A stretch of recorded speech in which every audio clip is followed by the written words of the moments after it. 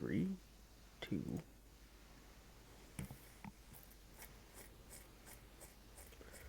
And we're live. Woo. Okay. Do you want to explain? No, I don't want to explain. Why would I explain? You explain. Okay. Okay, this is a small live stream to help newer writers get better at the craft, basically.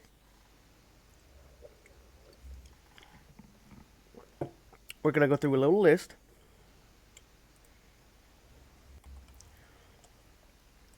And I'm going to read it off, and then we're both going to explain our opinions on it. I'm the co-host. She's the co host. Now, for those of you familiar with the term isekai, you'll know what this is about. It's about a person trapped in another world, whether that be a reincarnation or summon or whatever. But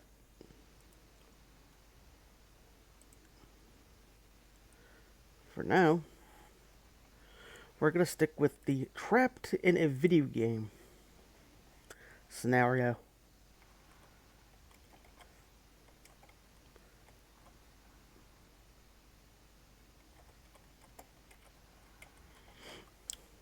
That's your turn to talk. Hi. Yeah, I'm here. I have extensive knowledge in reading, Are you not going to introduce and yourself? I'm. Let me word, you bum. I'm Prince, his girlfriend, and I'm terrified and I hate my own voice, so I hope you like it. You speak now. I speak now.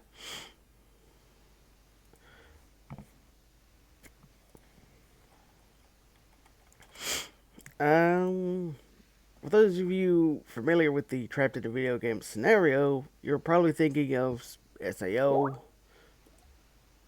which honestly isn't that. I'm not gonna say it's bad, but I am definitely not gonna say it's good. It's an example of things that you shouldn't do. Pretty much.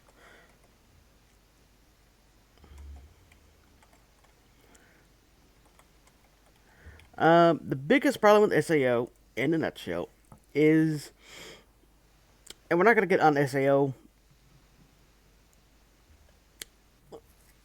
for the whole thing, but it is going to be a primary example of why these rules exist, if that makes sense.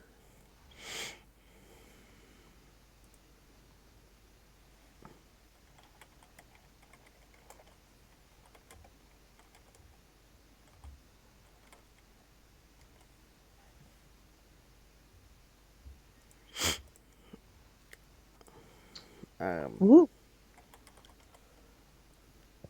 I think we should start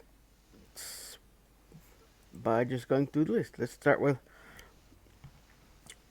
I'm not going to call these rules because they're not technically rules. They're more of tips with sprinklings of what you could perceive as rules. Mm-hmm. But it's kind of a combination of rules and tips. So let's just go with number 1. Take time to. And again, this is for the trapped in a video game scenario. I just want to clarify that. And I'm probably going to clarify that a lot going through, just in case we get people that actually join.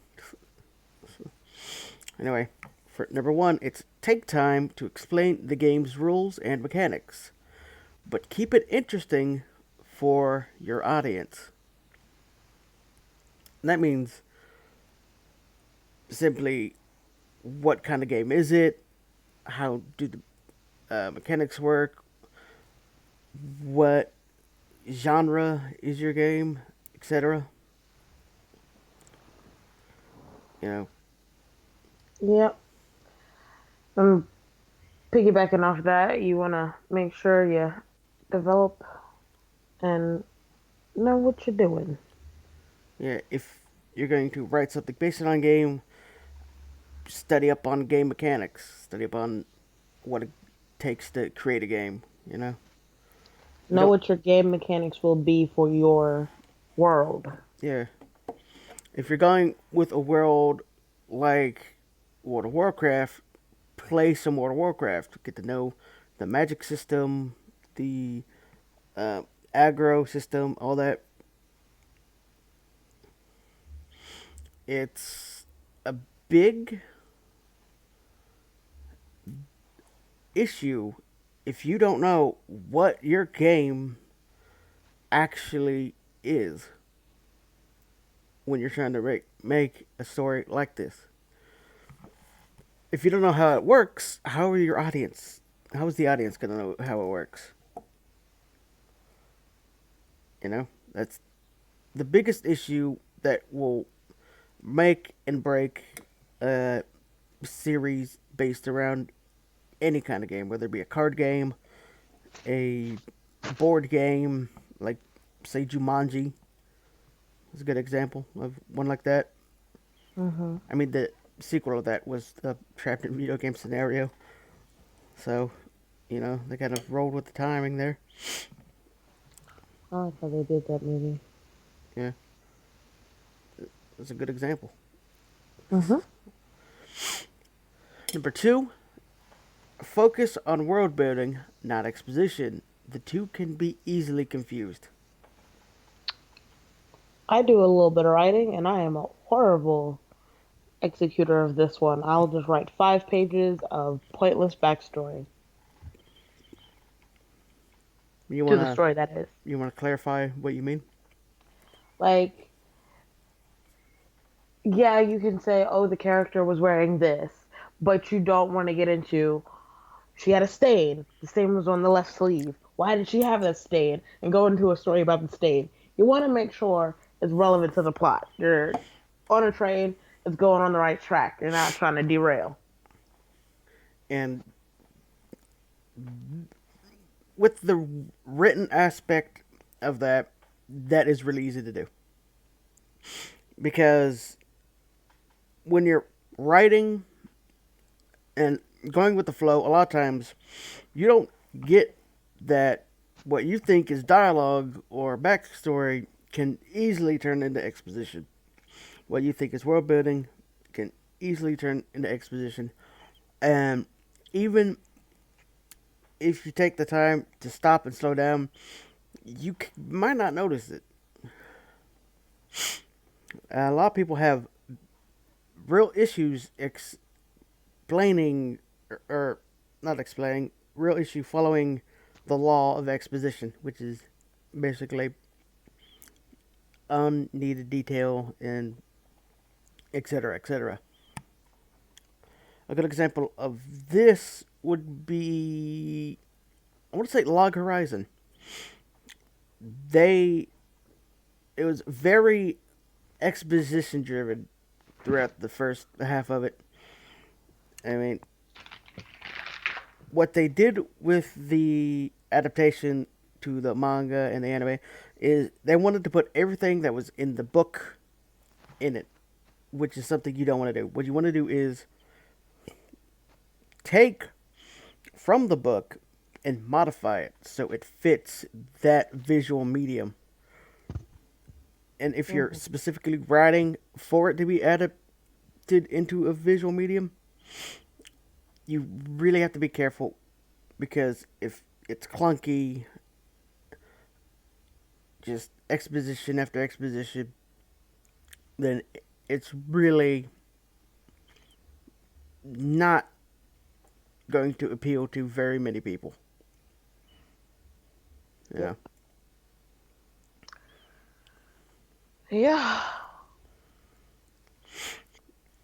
Now, number three is probably gonna get people mad, but Number three, do not overwhelm or underestimate the audience. People can be smart, but are usually stupid.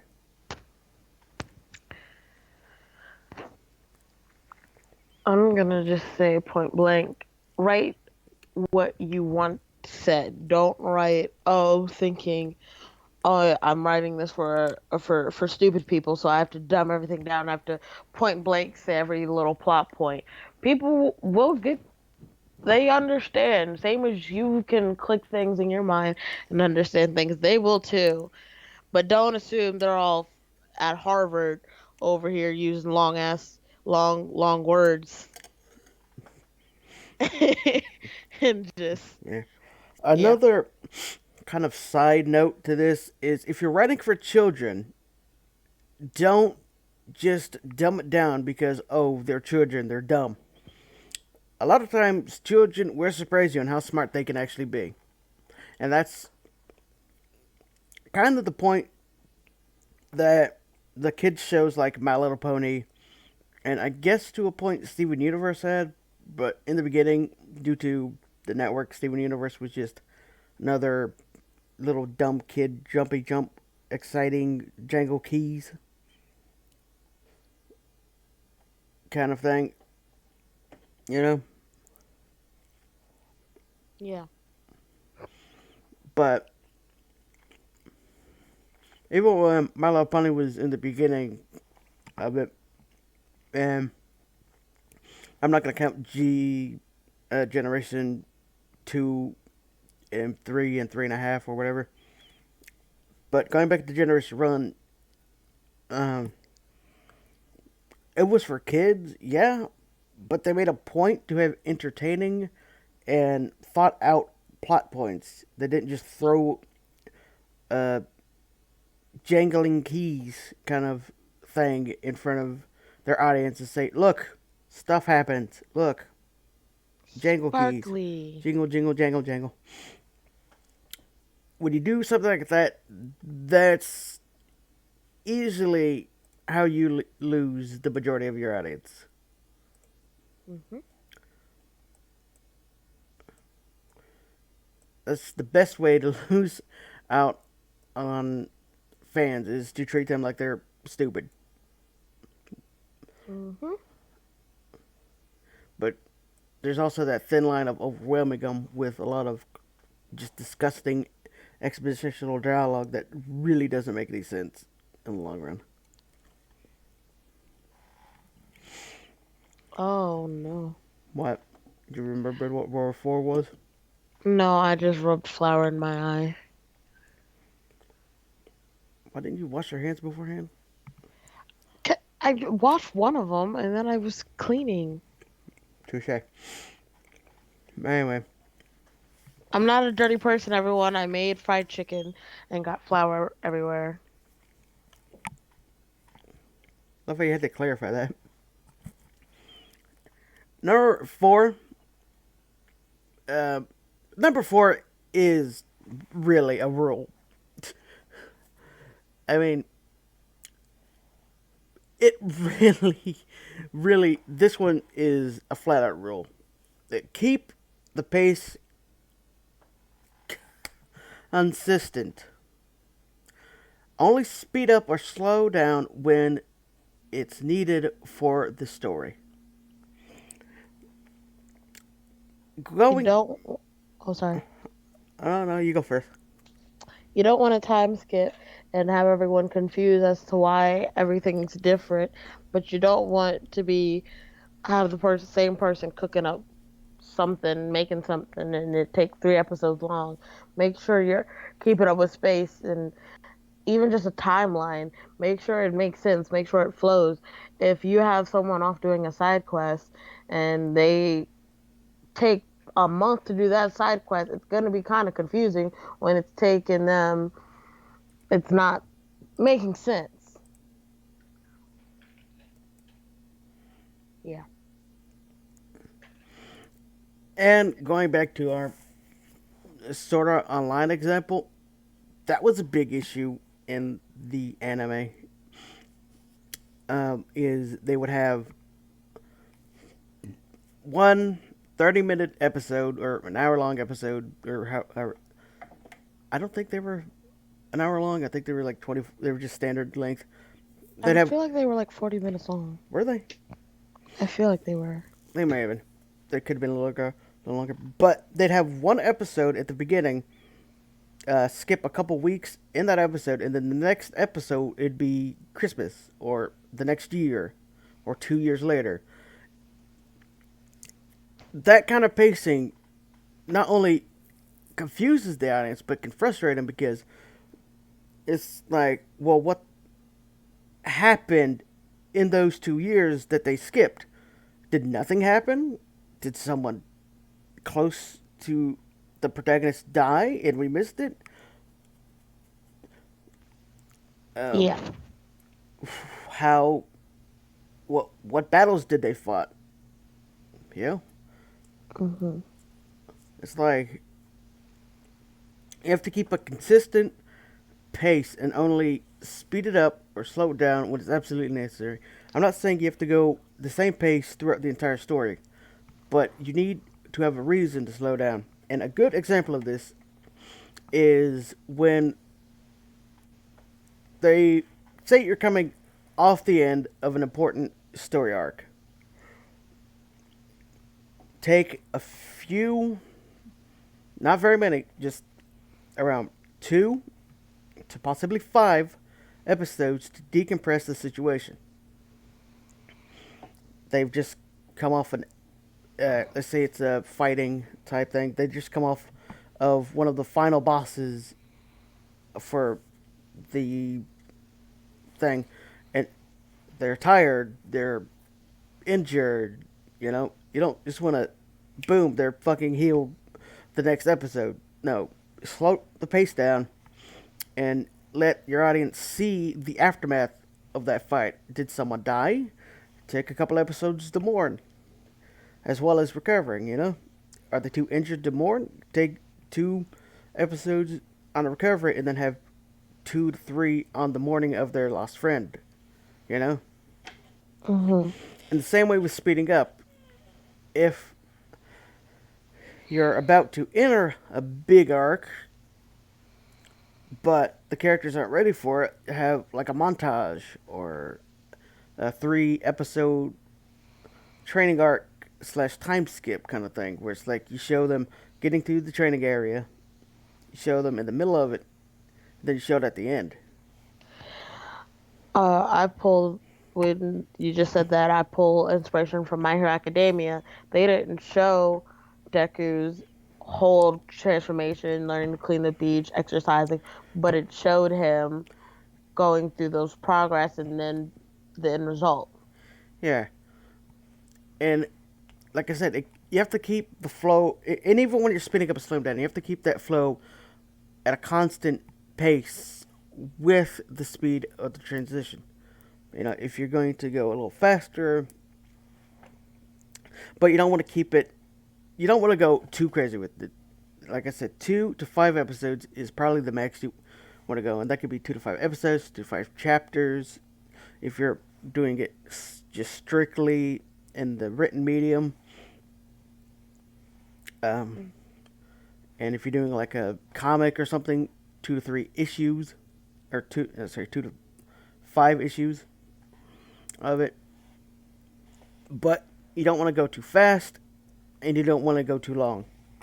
It's like, because if you go too fast with it, it's just like a 1 to 2 kind of episode thing. Then it's like, oh well, then it makes the audience feel like, oh well, that fight didn't really have any consequence to it.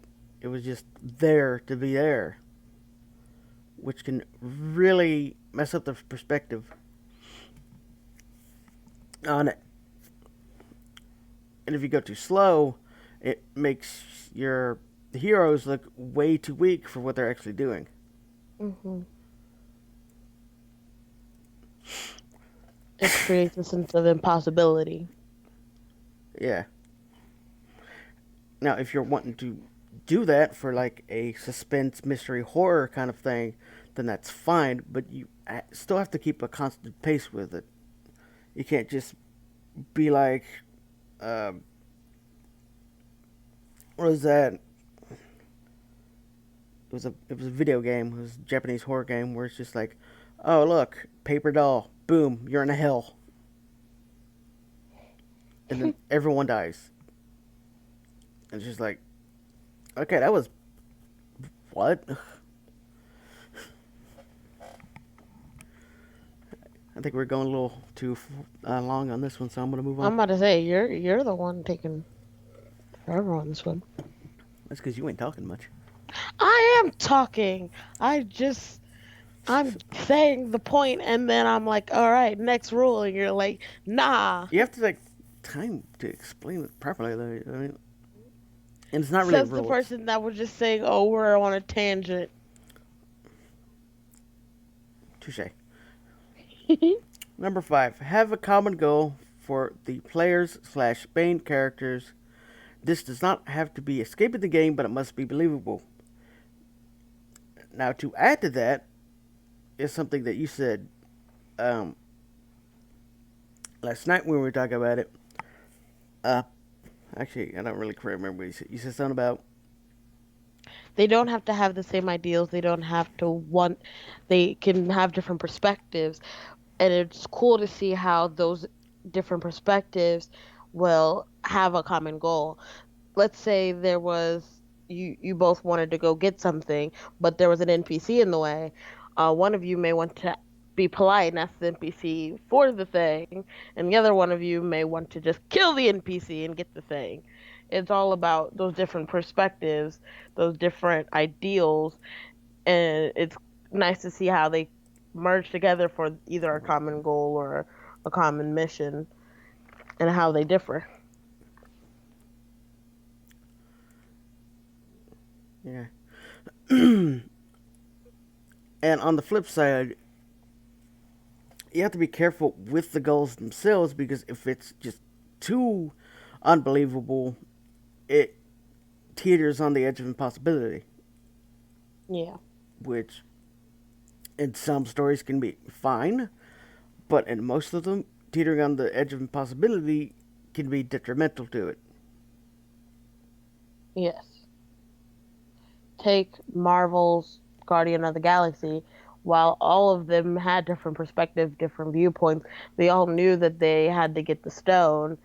They just all had different reasons for wanting to go against Thanos to get the stone. Yeah. And there's a kind of um, side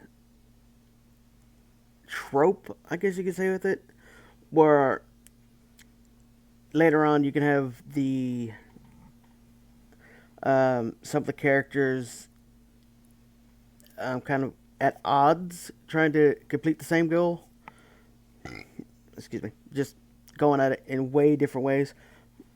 Say one of our quote heroes falls into the depths of villainy because they're trying so hard to complete this goal because they just think it's the only way to say save themselves or save someone else. And then you have the other main guy trying to keep on his same righteous path throughout the whole thing. It's really, I'm not going to say important, but it's really fun to play with those kind of perspectives on how people you just forget themselves while facing a difficult goal or challenge. Hmm. Don't have nothing to add to that. Next rule. Tip. Tip rule. Rule tip. Let's just call them Give me rules. your tip. Okay, number 6. Have it take place in a new game that the protagonists haven't played before, but have similar mechanics to the first one, like a sequel or an expansion pack. This sets out the rules, but keeps it to be similar. Sorry, my glasses are kind of smudged. I have really bad eyesight. I don't know if you know this. I think I remember this one, and we started talking about slime and how they understood he understood the mechanics of the world and what he could do, but he didn't know like certain things, like giving Yeah, him a name saps his mana. yeah, yeah. It's like this leaves the rules similar enough to where they understand it, but it leaves you for surprise and intrigue. Um, and yeah, that's a good example because in the I'm not gonna say real world because I guess technically both are real, but Yeah. in his original world, he was a nerd. He was a gamer. I'm going to ignore that phone and probably unplug it. Actually, yeah, hold on. You go off on a little tangent, and I'm gonna go unplug the phone. Woo! Tangent time. Okay, so well, we're talking about slime. So he in more into the rule. Take what's another anime or something? I'm gonna go into a tangent about a Wattpad story I read. So, while she was in a new world, it was a story about how a girl was taken and was introduced to a family of cannibals. And so, while she knew the basics of it, she couldn't unexpectedly um, continue with her life. She had to adjust. In order to survive. And this is a weird tangent because it was a weird Wattpad story, but it's really good. I recommend it. Let's go into another tangent. Um, Back to Slime. It's a good anime. It's nice. It's got characters and stuff. I'm not built for YouTube. Um, we're gonna stand. We're just gonna keep kind of talking. Let's pull up the stream on my laptop here so I can see um if anyone's even here. Hopefully they are. Um and I'm gonna sing a little bit because I need him to come back. I know you belong to somebody new, but tonight you belong to me. I know you belong to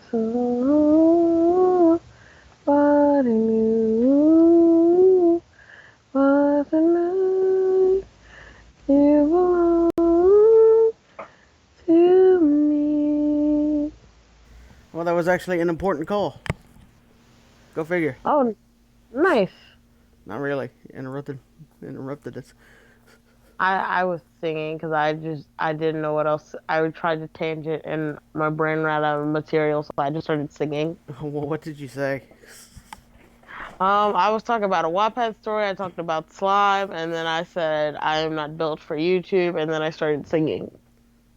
Well, now the singing is online for everyone to hear. All right. Right.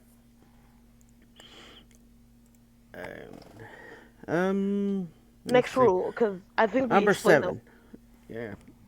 A lot of them are very similar, but they also have a uh, Different. very different meaning. I'm just gonna say that now. If you Mhm.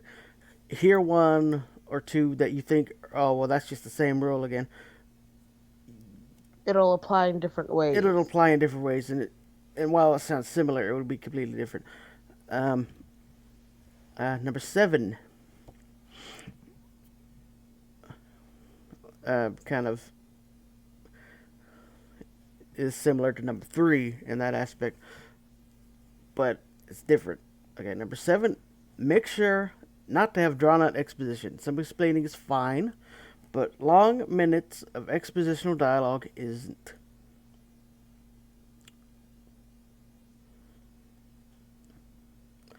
I'm at number 2, not really number 3, but I guess it could number three too. Mhm.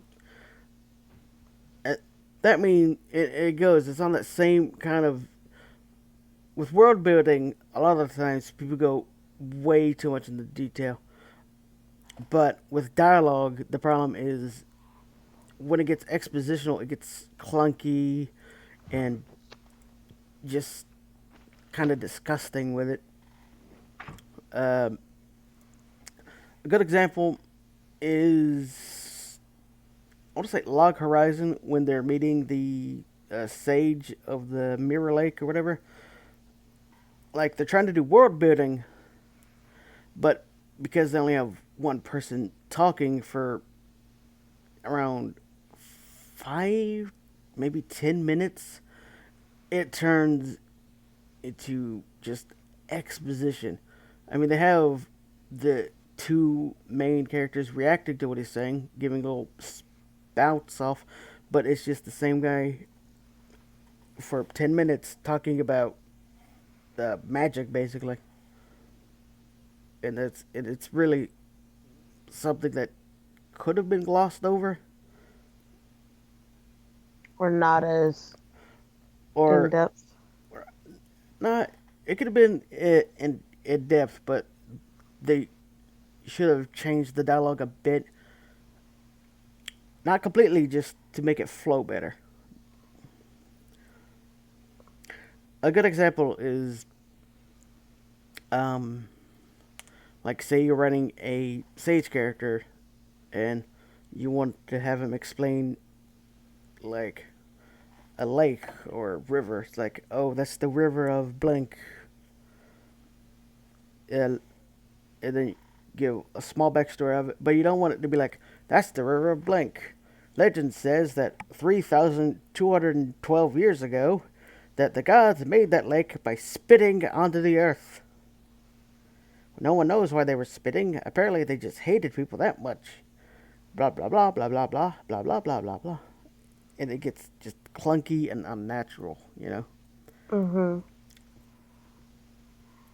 Going back to the shirt analogy, all of a sudden you're 3 pages deep and you've gone on a backstory tangent on how that shirt got its stain. Meanwhile, you still got the character standing there, supposed to be doing something important.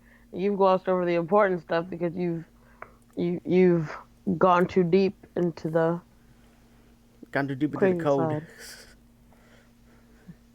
Got lost in the matrix. And a big part of their matrix could be seen as clunky exposition. Yeah, but they didn't intend for that movie to be. A movie. They just hmm wanted to keep it as a book, but they're like, no, this is amazing. Make it a movie. Even when they made it into a movie, they expected it to flop. They did not expect it to be a bestseller. True. Keanu Reeves, everybody. Yep. Uh, for those who've watched Steven Universe, there's an episode, and I don't remember the name, about Steven and Connie finishing up a book series. It's called Rose's Room. Is it? Because they go into the room and because he's No, trying that's to. when he gets strapped in the illusion of the town, isn't it? No, I think it's back to the room, maybe? let's okay. Finish your analogy before we get off topic Yeah, into Rose's Steven Room is Universe. episode 19. I know it's way first that. I will end you. Yeah, I know. But in the episode, Stephen and Connie are talking about the final book in a series. And in the book, there's a throwaway joke, kind of, but it's important to the story, but it's also a throwaway joke about how um, the author made a 50-page description of a wedding cake, and Uh, Open book apparently is the name of it. Ah, It fits. They're talking about a book. Uh, yeah, there's a where it's like a 50 page, and a lot of people will actually end up creating a huge, maybe not 50 pages, but 5 pages, 10 pages, maybe even 15 to 20 on just describing what the flower smelt like, or what so and so looked like at blank time at the day or whatever. yeah. Like I had written a short story, and in it, they were in a house, and I felt that it was needed to explain the basement of the house, which it was important. But then I went on to explain the entire history of the house and when it was built and what kind of furniture was in it, and that was too much. You just needed to know that the basement only had two ways to exit it. Yeah, and again, that's what a lot of people struggle with, separating exposition from, you know, actual story plot. Hmm. Okay, number 8. Try not to repeat scenes. If you must repeat a scene, do it in a way that adds to the story overall. Now, a good example of this is when multiple characters share a flashback, and we're jumping through a lot of different series, but that's really the best way to handle this kind of thing. Um, in My Little Pony, there's an episode um, called, uh, you know, it's the one where they go on a boat ride. I'm gonna be honest, I've seen like 3 episodes of My Little Pony, and every single one of them has put me to sleep. Unless it's Rainbow Dash, I don't pay attention. Huh? I think it's Pony Point of View or something. They always make it a pun like that.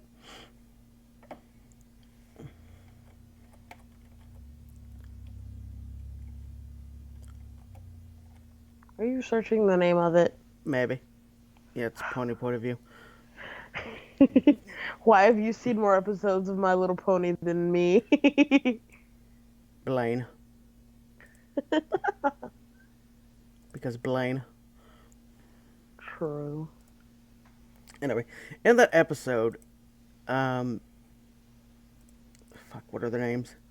Uh, Twilight and Spike go to the train station to meet up with Applejack, Rarity, and Rainbow Dash?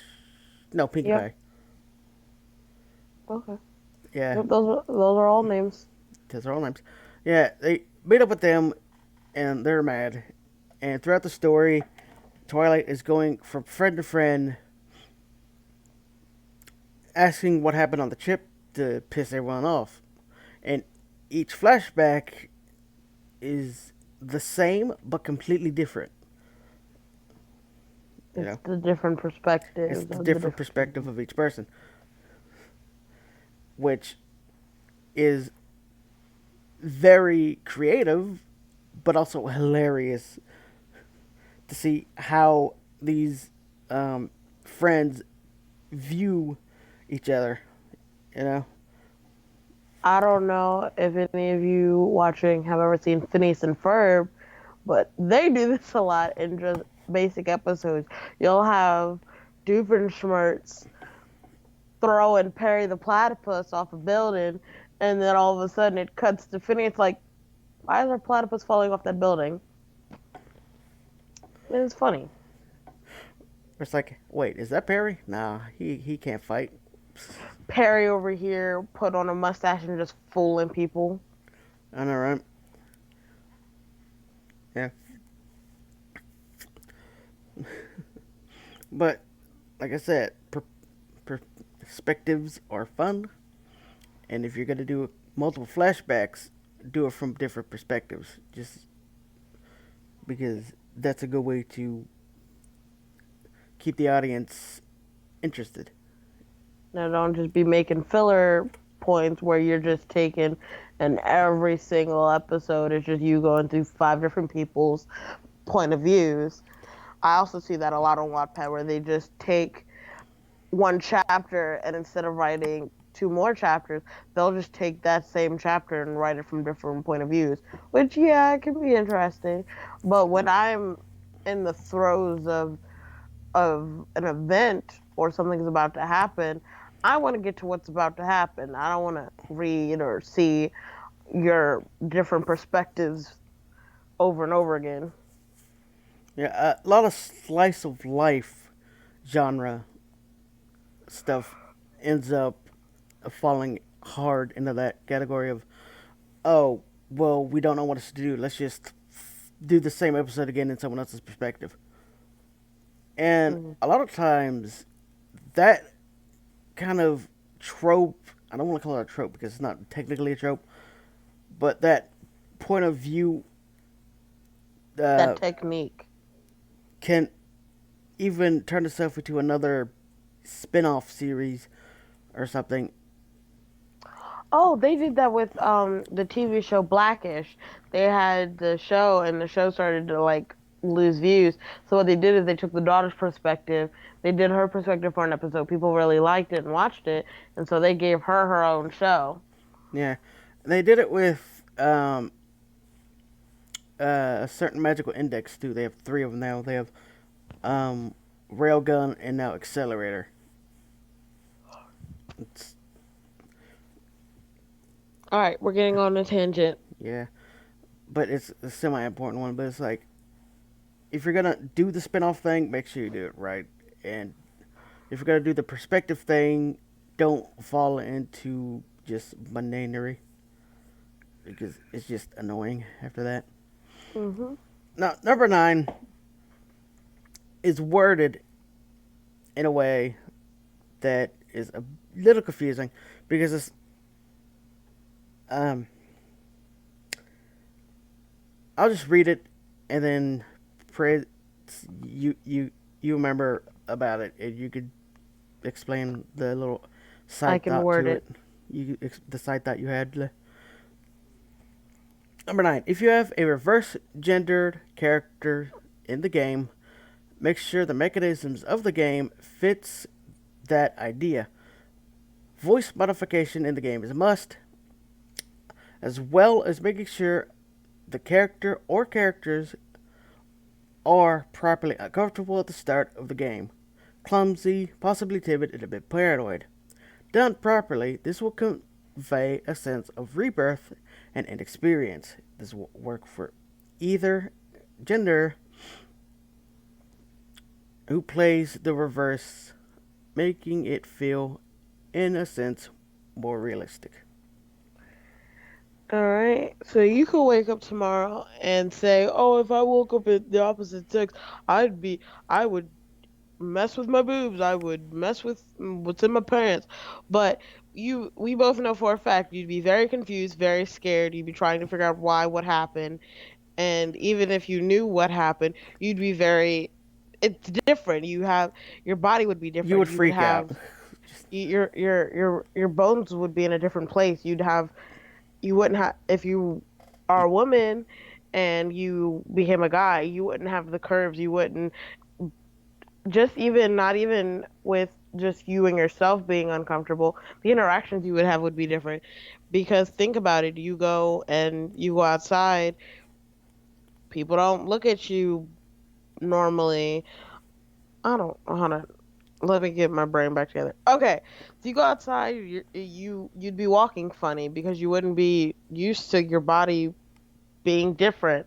People would stare at you. You'd be staring at them because you'd be looking at it through a new set of eyes, a new perspective.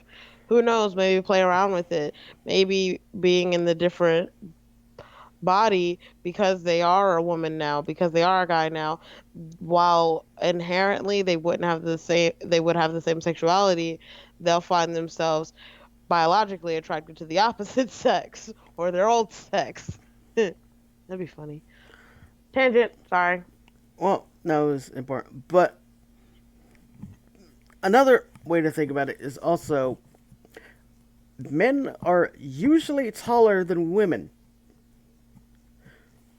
So if you suddenly change sex, you're going to change height most of the time. I'm not going to say all the time because there are some women who are taller than some men, like those Amazonian women who are like 7 foot tall.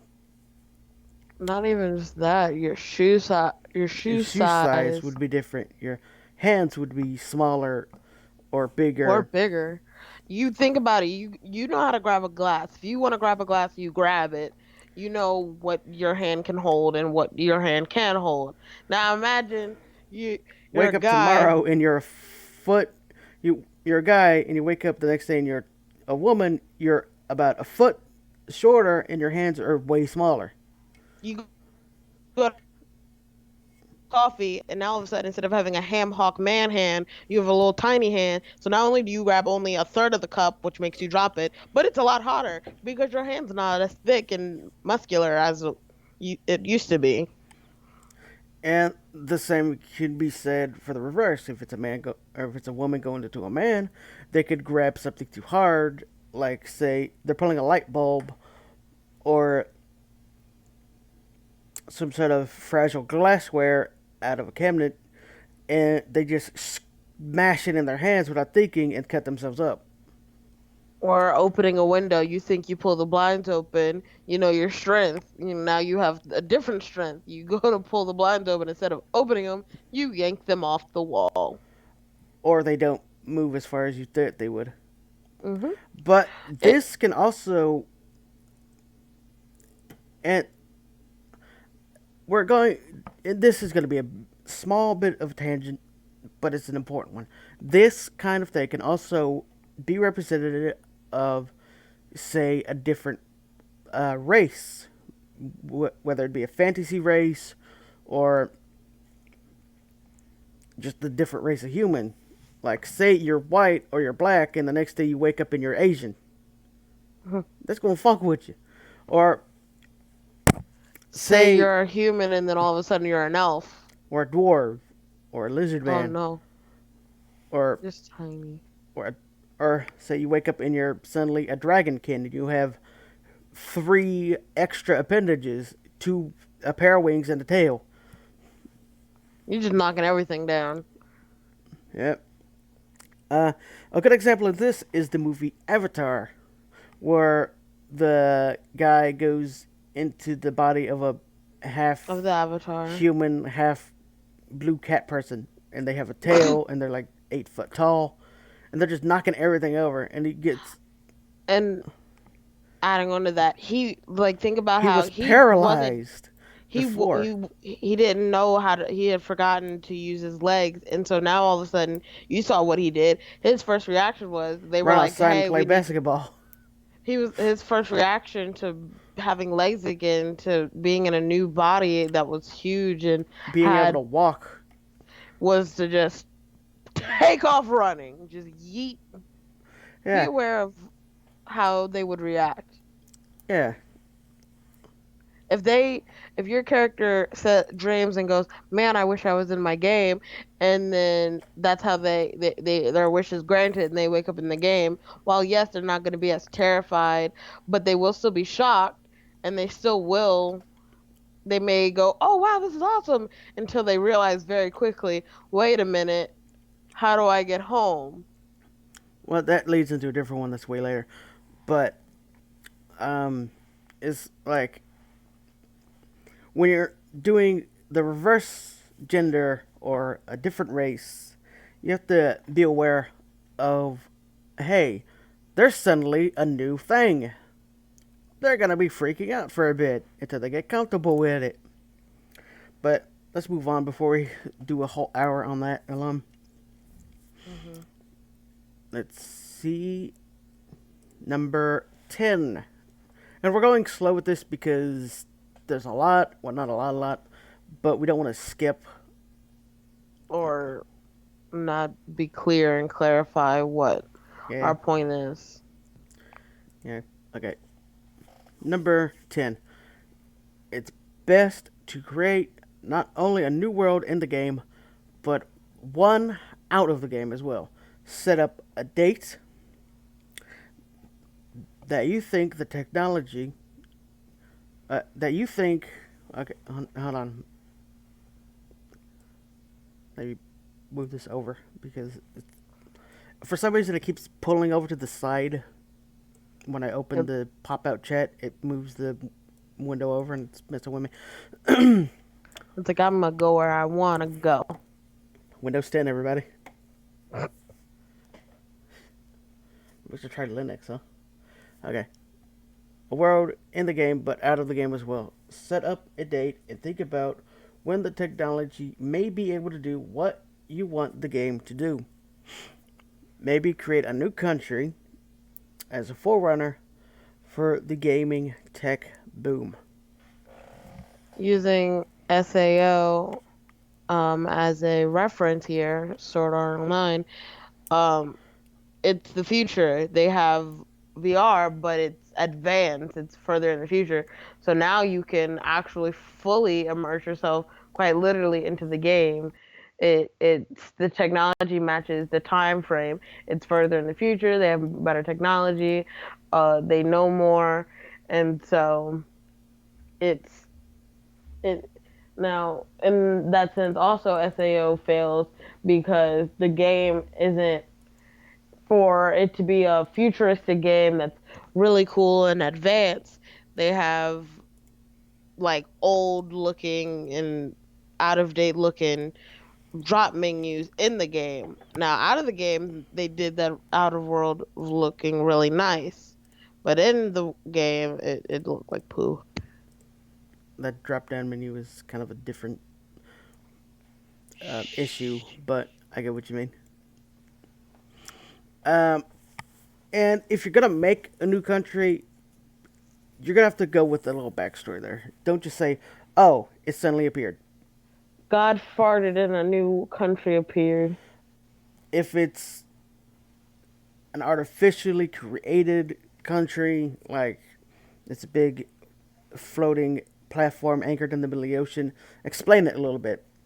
You know, say some rich dude wanted to develop his own technology, but so and so's rules were blah blah blah, and so he's like, "Fuck it, I'll make my own country or something."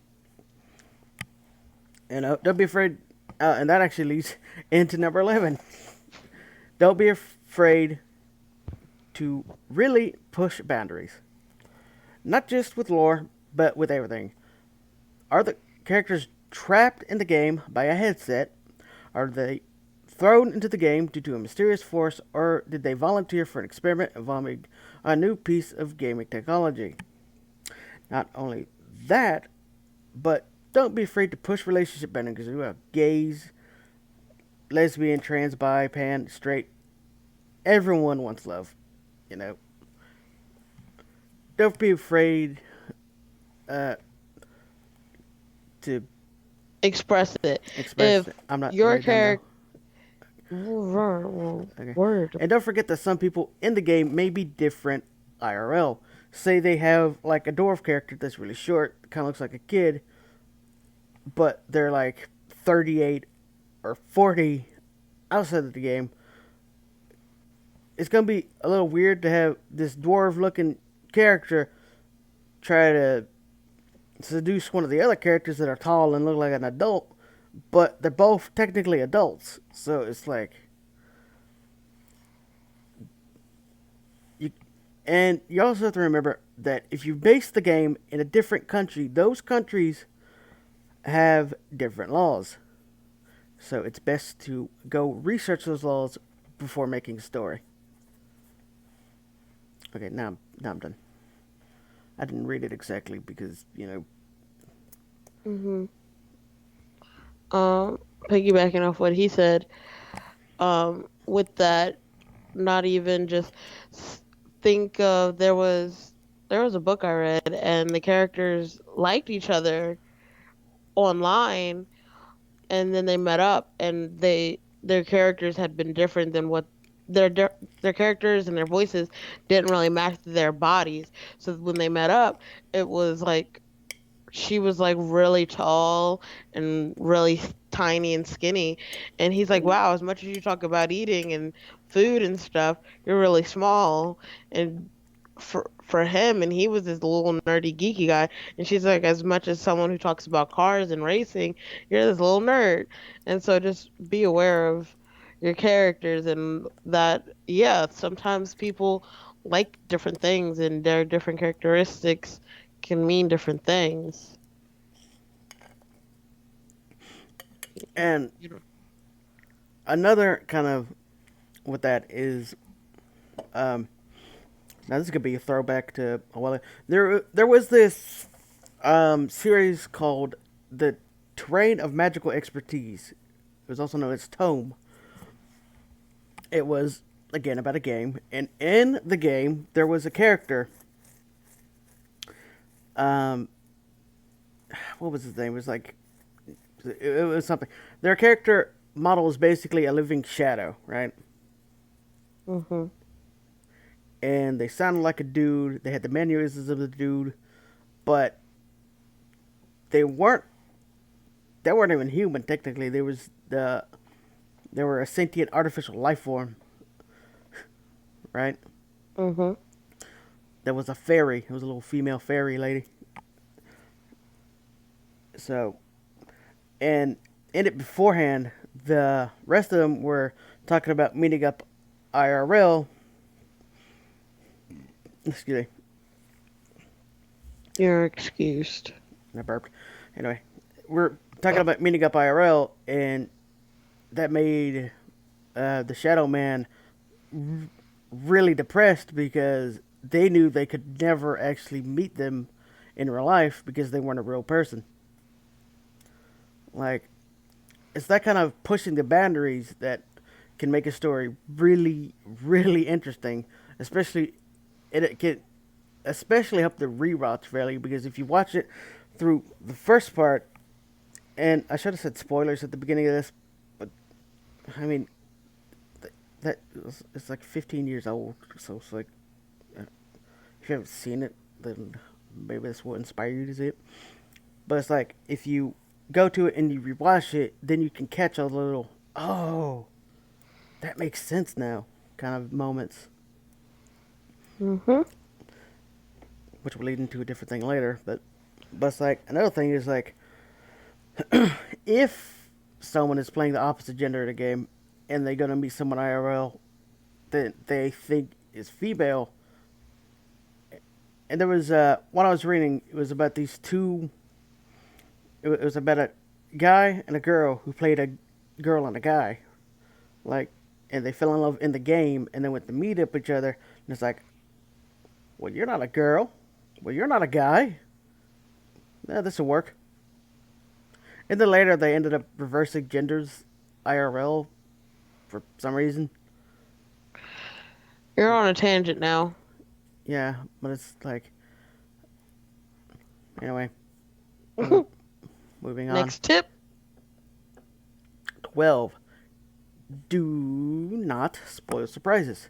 Hint at it, but be careful not to spoil it. The key is to be unpredictable as to make an engaging story. So I'm going Steven to, Universe. yeah, yeah, Steven Universe. They tried to be all, ooh, who is pink? How did Rose shatter pink? But they gave away all their like hints and like the information you needed to put it together. So everyone's always we're like, we already know. We already know that they're the same person. And then they're like, whoa, they're the same person. Everyone's like, we already knew that. Ow. Stop scraping that fork on the plate or whatever you're doing. That was a spoon in a bowl. I'm sorry. I'm still hungry. It's okay, but don't scrape it. My tooth. It hurts my face. Ah, anyway, that spoiling your own surprises is a trap a lot of writers fall into. And going Because back to the, sorry. going back to the Steven Universe thing, the way they could have stepped around that minefield was to have a prelog short just 5 to 10 minutes short about the battle where Pink Diamond was shattered, and showing us Rose shattering her with the sword, but not showing us that it was Pearl. Just just and then later when they started dropping hints, they'd be like, "Wait, the audience wouldn't have just caught on like that because they already." They already saw that, so that clearly couldn't have been the same person because we saw both of them in the same room. Yeah, Um, I have something to add to this. Hold on. out of way.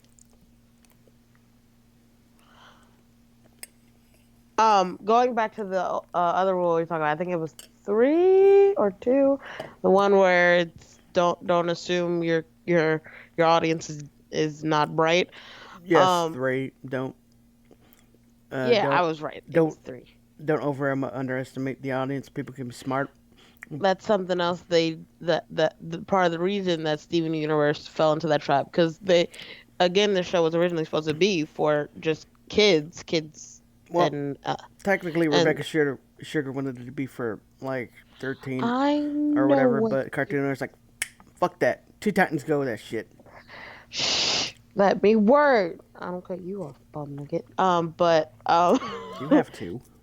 no, no, no. They wanted to hint at it, but because they were assuming it was children and they were trying to dumb it down for children, they gave it away. So that goes into knowing your audience, and not even just knowing your audience, just don't treat people like they're dumb. Don't give away your own hints Yeah. with you want to hint at it. You want to show them the bag of cookies, but You you want to don't want to you want to tease you that don't shit. want to you want to show them the bag of cookies, but you don't want to let them know the flavor. Don't let them know it's raisins. Make them think it's raisins, but it's actually chocolate chip. That's what you want to do. Yep. Uh, Next tip. 13. Do not be afraid of tropes. Just make sure they are used properly.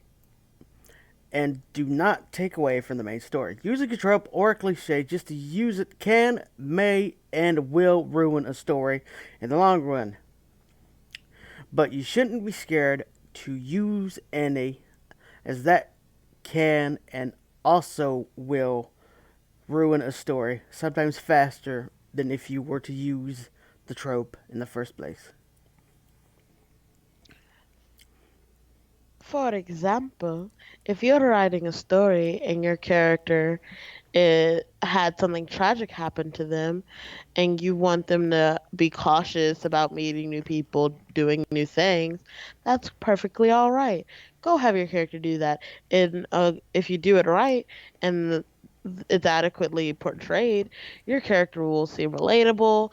They seem more natural, humanic, or however I want to phrase that. And yeah, but at the same time, if you're one of those, well, they would do that because it's what they would do.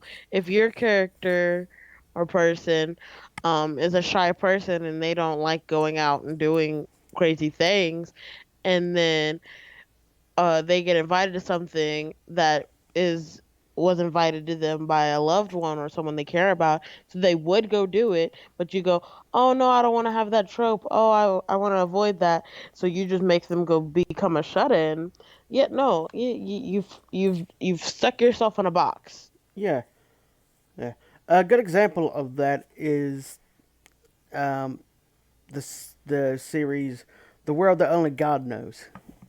In it, there was the introverted librarian thing, but you get her talking about books, and she'll open up immediately. Like it's a cliche trope, but it was used perfectly. You know, the Yeah, you premise of the don't. show is these characters are possessed by like demons or something, and this guy has to get them to like kiss them or something to exorcise the demons. It was a weird kind of What were you watching? like it was. I watch weird stuff, but it's because I watch weird stuff that I notice these kind of things and can write these kind of rules down. It's like don't be bonus roll. Don't be afraid to broaden your horizons. If if you do, even if it doesn't sound like something you would enjoy, just write it out and see what happens. But also with the reverse of that, Oh, don't try and write about stuff you don't know about. Experience it first. yeah, that's bonus roll number two. Write what you know. All right, but back to that. Um, a big cliche that's overused and always, not always, but very rarely is it done correctly is the amnesia trope. Who are you? Say, and fuck, I can't remember the story. I think it was called The Island or something. There was this about this guy who woke up on an island and didn't know jack shit. He forgot everything. He woke up naked on an island after a huge storm, and he couldn't remember anything. And they did it properly, but it's so easy to mess up because it is such an overused cliche. Say your main protagonist has a car wreck, and because of that, they have minor brain damage or amnesia induced from the wreck. They don't remember anything from, say, and it can even be partial amnesia. Say it's uh, from when they were seven back, they don't remember anything, or when they were 10 back, or when the accident happened back, and it's a little later. Like they had the accident when they were 11, but now they're in high school. Don't have them just forget everything every day. They forgot everything from this event back, you know? And that's where a lot of people trip up with the trope. They just like, well, he's got an amnesia, so he can't remember anything. And then it's like, no, he can remember shit that he's experienced after the amnesia has occurred. Don't just make him a fucking ditzy forgetful all. And with that, also, this is kind of a bonus rule 2.3. Um, if your character has a lasting thing, like, yes, let's say they did get brain damage, don't all of a sudden, Fix it. one season later, forget that they have that brain damage, so now they're perfectly fine. Yeah. Like with the amnesia trope, that's a big thing too. It's like, oh, they're magically cured for no reason. Sure, that's kind of how amnesia could work, but if it's due to an accident, that's not how it's going to work. They're never going to get those memories back. Especially if it's from like a tragic car accident or something, and they just, those brain cells are dead.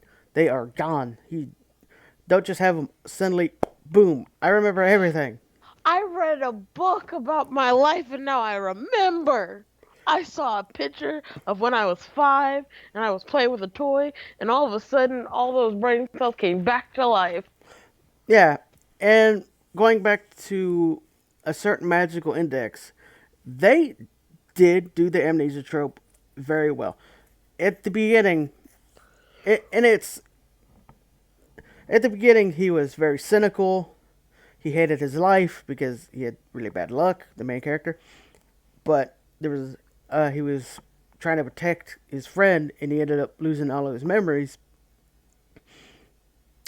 But like it, all of his like all of his memories, like all of them from that incident back, he couldn't remember anything. But they had this. They also did something wrong with it because they had like, oh, his heart remembered the feelings or blah blah blah.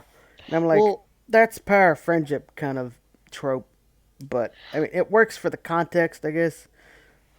with those kinds of situations, I read a lot of articles on brain and stuff. And your brain, while yes, you wouldn't have the memories of stuff, You would you would remember the feelings, yeah. you would have the same reaction to stuff. Like if you had a Saw them cry. you had a deathly fear of your uncle because your uncle one time hit you in the head. When you see your uncle, while you may not remember him hitting you, you will feel a spike of anxiety. You may not know why, but you just know something's off about that person, and Yeah, you don't want to be in the room with them. Yeah, like I said, and that goes back to the research thing we mentioned earlier. If you're gonna do an Do something like brain damage or something like that. Do your or research. yeah,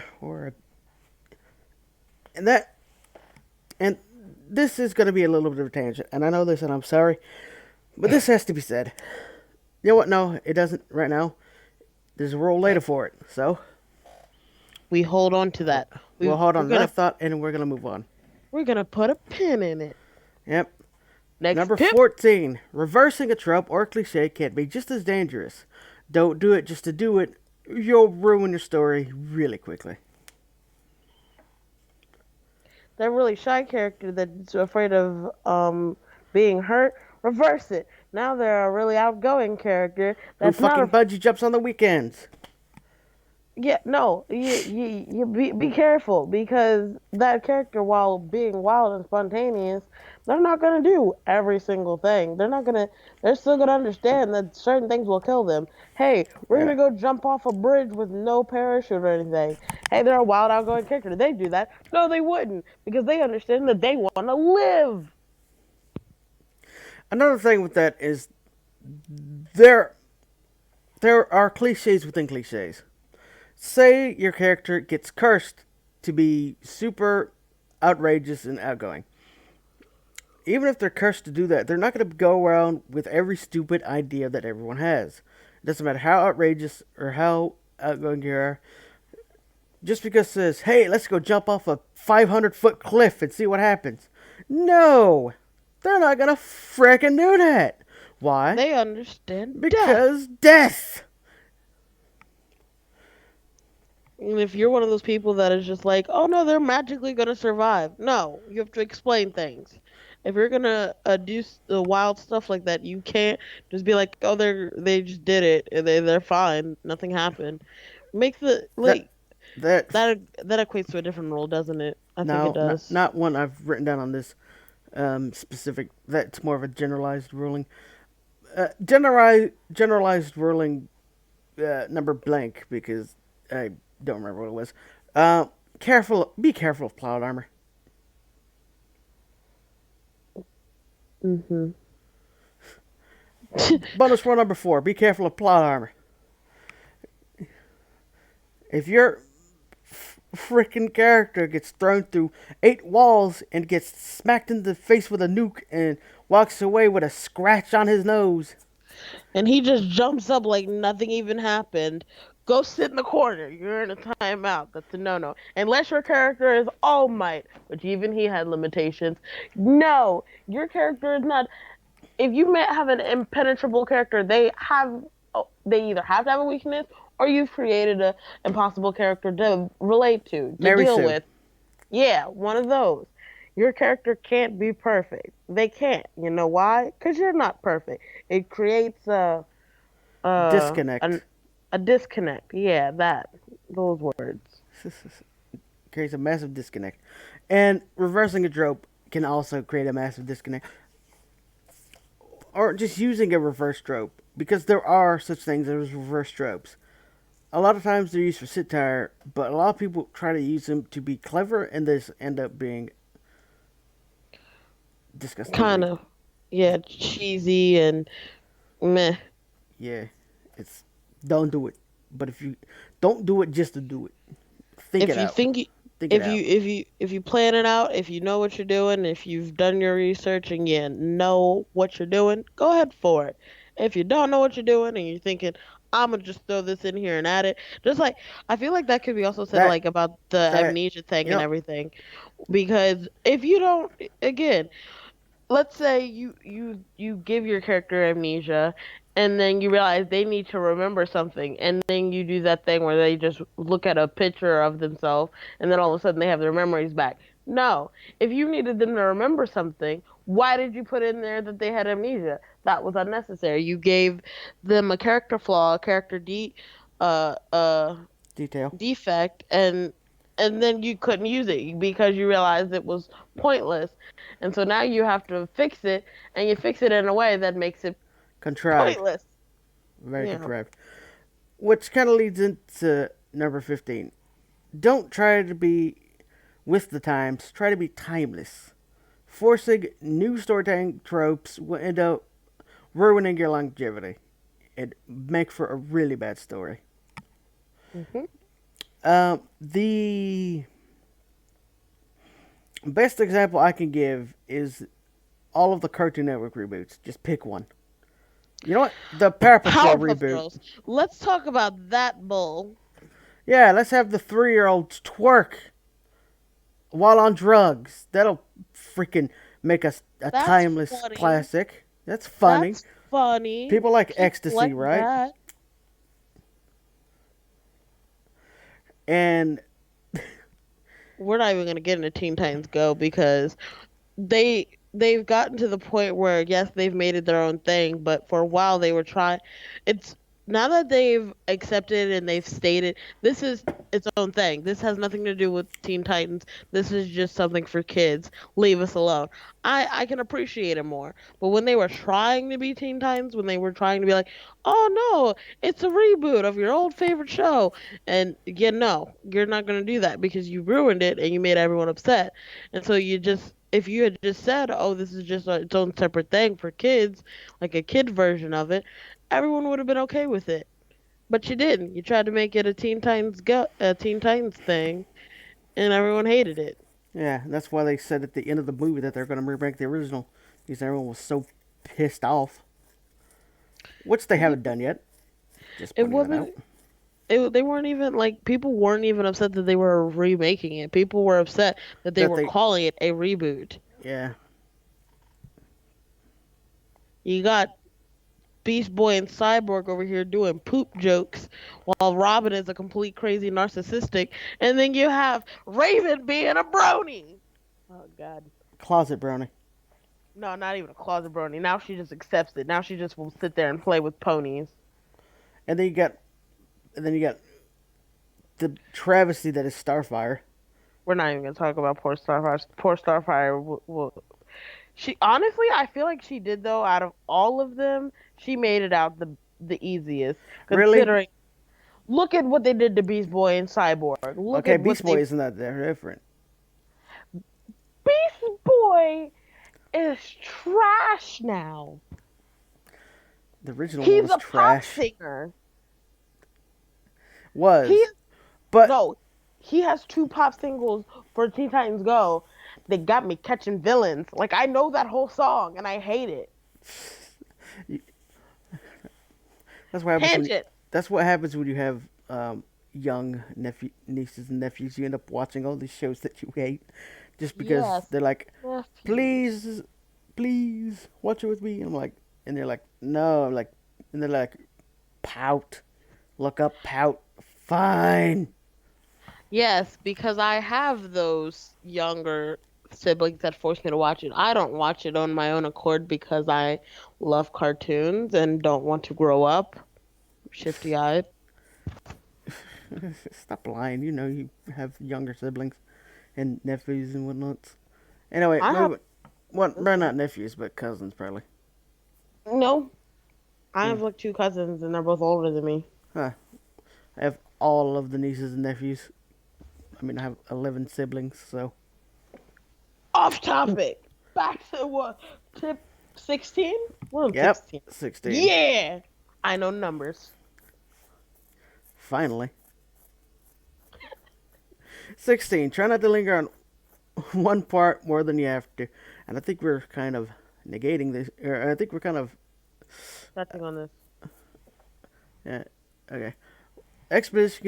Dialogue can turn into exposition without you realizing. Make sure you read and reread it, what you have written, as well as get someone else to read it to make sure it flows properly. And I feel like Every we've kind of been ignoring this rule because we keep going on tangents about other rules.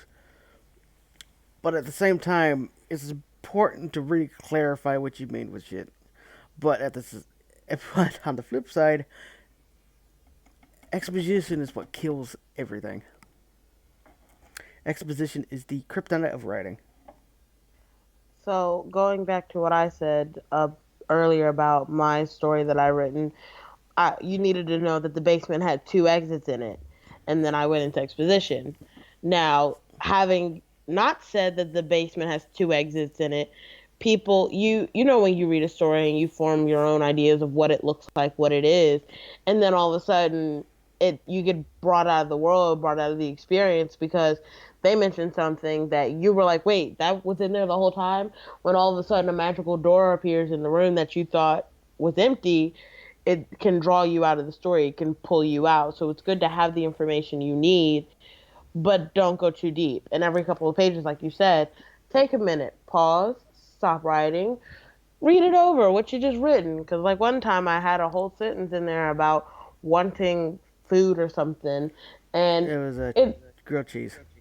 it was like a whole separate thought, a whole separate idea. It's just my brain was like, I want a sandwich. And without even noticing, because I was so deep into typing, I just typed that sentence in there. And I didn't know till I got the paper back from my professor. I thought you said you had a friend read it, and they're like, "What the hell is this sandwich thing?" It was a friend or a professor. I don't know. You said It was a friend. person. Well, then it was a friend. Friend or professor. They're both people. It was another different human, not me. Yeah, and that kind of slides into the last part of it. Have have someone else read your works, because you're not gonna be able to recognize shit that you've done if you've done Wrong. something wrong, because it'll look perfect to you. I mean, it's your works. Of course, it's gonna look good to you, no matter what you write. And I know a lot of people will be like, "Well, I've written stuff that I think is bad." Did you think it was bad at the time? Did you think it was bad the first time you reread it, or the second time? No, it's probably the fourth or fifth time you reread it that you thought, "Dang, this sucks." There's a reason why companies and writers and advertisers will have like three different teams of people to review the stuff before it gets published because Not people just make three different mistakes. teams. It's like three different, um, three entire staffing floors just of people reading and then rereading and then rereading. There's, I know, there's literally a publishing company that I know of that has three separate floors of just people that read, revise, send it to the next floor. They read it, revise, send it to the next floor. They read it, send it back to the author to make sure that the original message is still clear after all the revisions, and then they publish it out. Because you're not going to catch mistakes that you do a lot of the times because you have that mental bias to all of your works. And not even just a mental bias. You stare at something so long, you will eventually just your brain your brain autocorrects stuff sometimes. You can miss simple stuff that you just did not notice. Tony, original Sparkstar, Either or. is a whenever I read his stories, trust me, he'll have words written just written twice, and I'm like, delete. He'll have like you know how you say a number, but it like you'll say before something happened. He'll have four as in the number four written in there, and not four FOR. And so it's good to get a fresh pair of eyes, and not every fresh pair of eyes. Let's say you think you've come up with a completely original idea. No one's ever written a story like you've written, and then your friend reads it and goes, "Hey, this is like that thing we read when we were kids. That was a whole actual book series that was already been published." And then you go, "Wait, what?" And you Yeah. realize your original idea wasn't as original as you thought.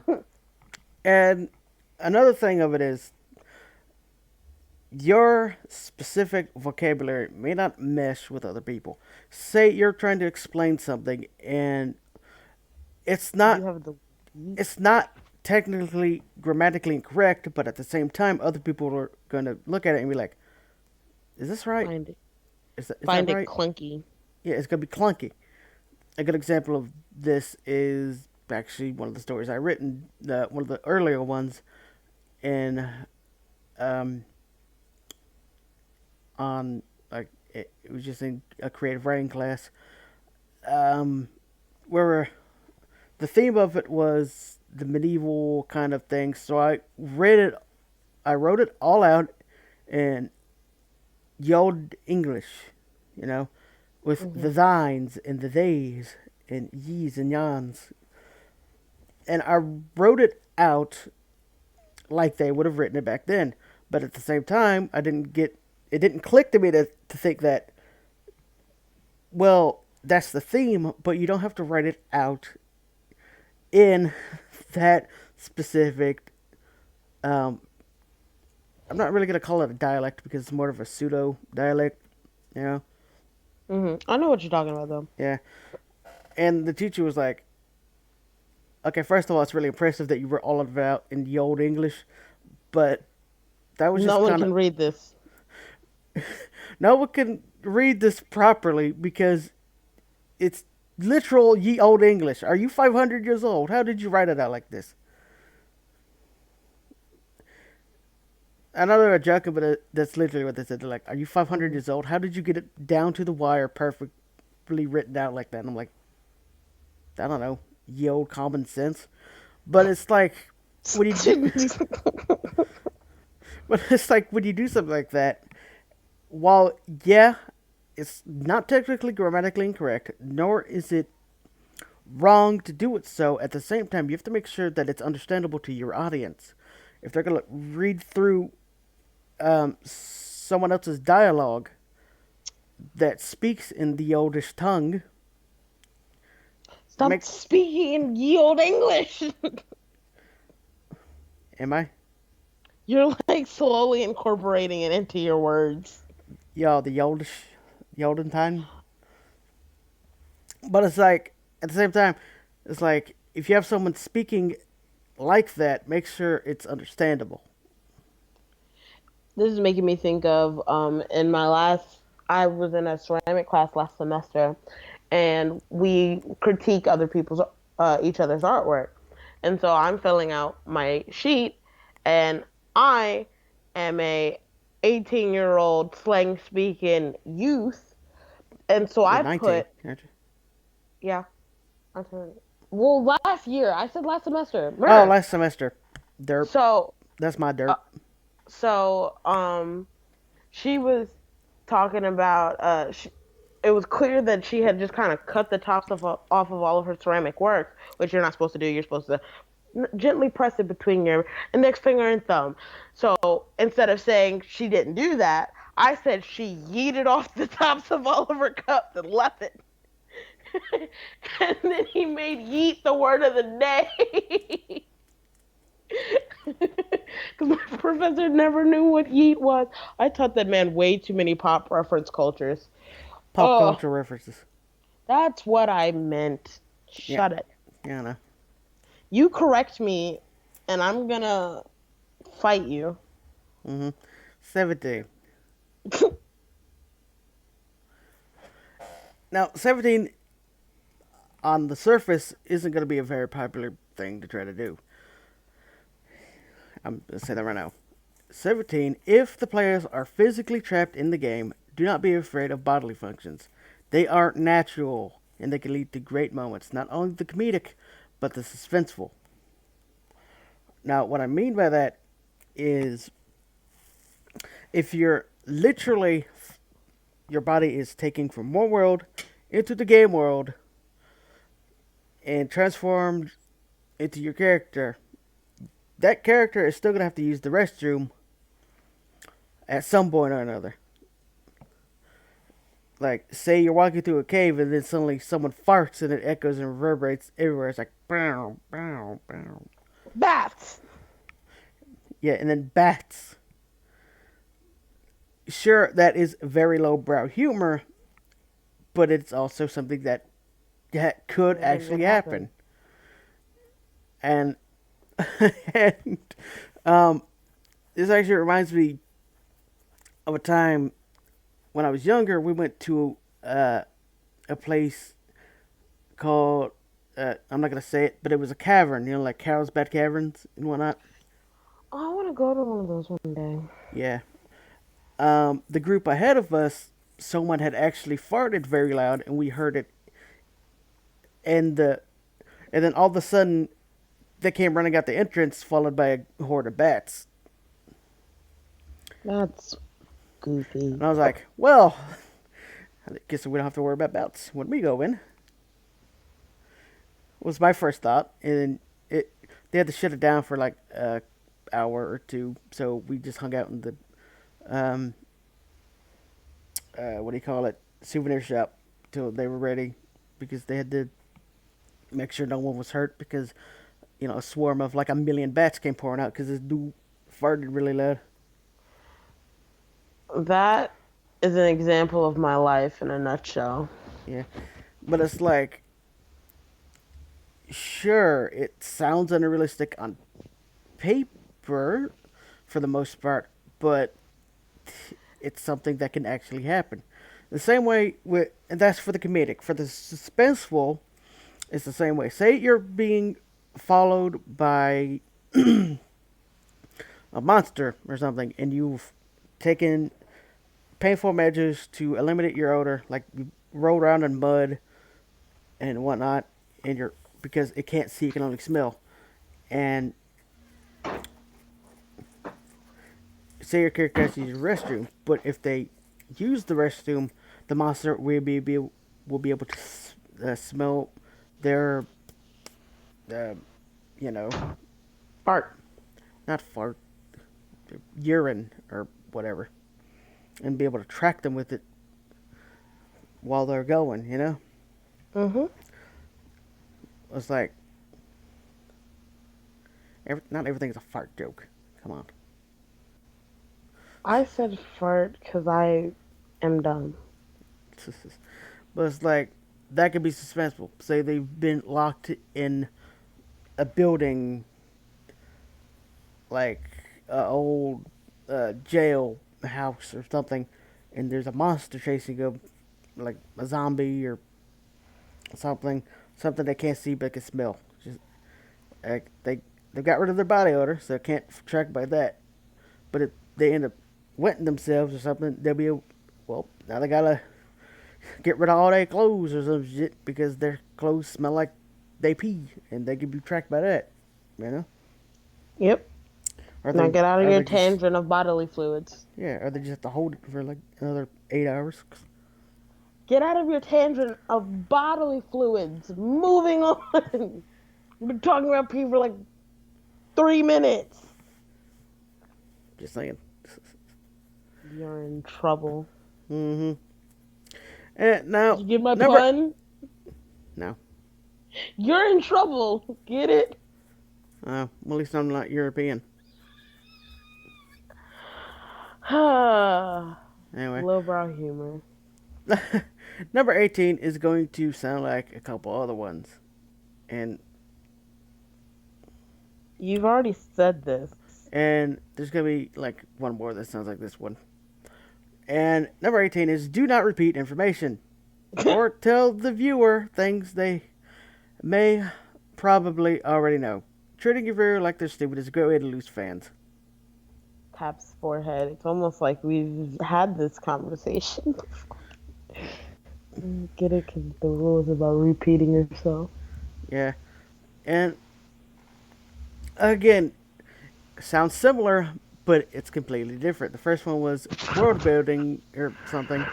The second one was, but yeah, but it's like, say, what's a good example? Mm. Um, no, okay, an SAO, right? Yep. It's like the first, not really the first, but it's like one of the episodes, he gets dual wielding or something, right? Mm-hmm. And for the next 3 episodes, all the other characters are like, oh my god, he can dual wield. What? He can dual wield? That dude can dual wield. You see this? He can dual wield. He can use 2 swords at once. Isn't that amazing? Look, he can dual wield. And you're just like, yeah, we saw him do it. We know that. Stop telling us shit we already know. You know? Mm-hmm. Now, that could be a biased view on it, because I don't know if they actually did it like that, but that's how I remember it. And it's just like, if it's something obvious, like Pink Diamond, don't repeat information, and don't repeat misinformation to try to lead the audience away from it when they already know it. You know? Mhm. You don't have anything to add? Not really. Like you explained it kind of already. Like I said, Not, we and jump. I don't want to repeat points, which is what we'll do. Repeat, and repeat, yeah? Repeating of repeat points that Yeah. we've already repeated. 19. Make the game believable. Think about it like you're making an actual game. The currency, items, powers, weapons, etc. Make the people, make your audience want to play your game.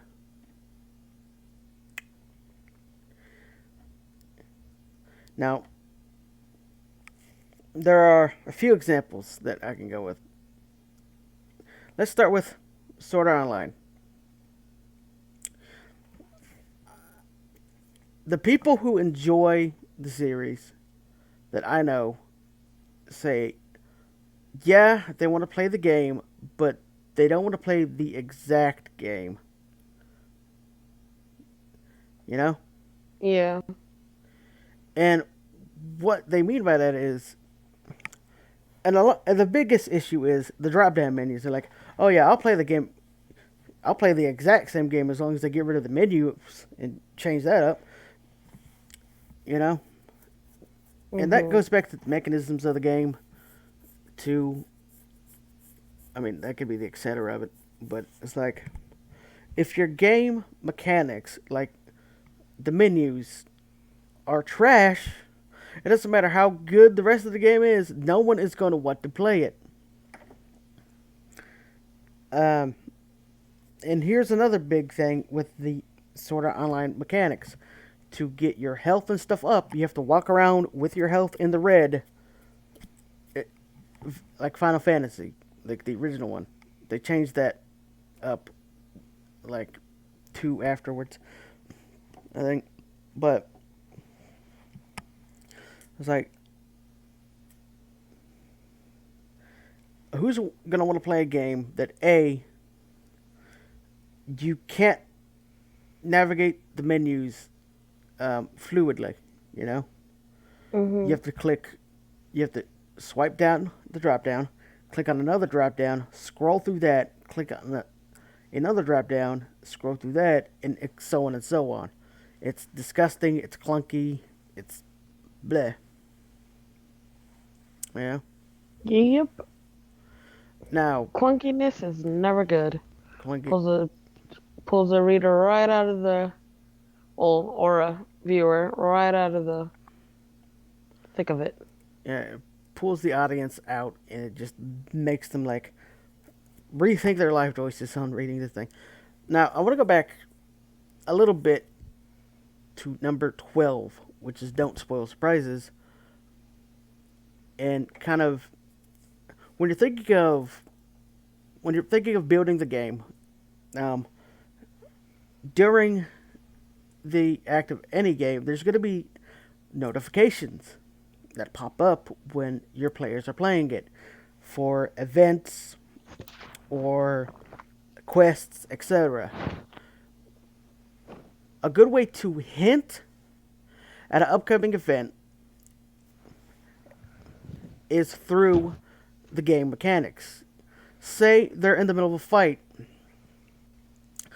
and in the bottom, and one of the bottom quarters of the screen, they get a notification about an upcoming event or plot point that'll or upcoming event that'll turn into a plot point for the next arc.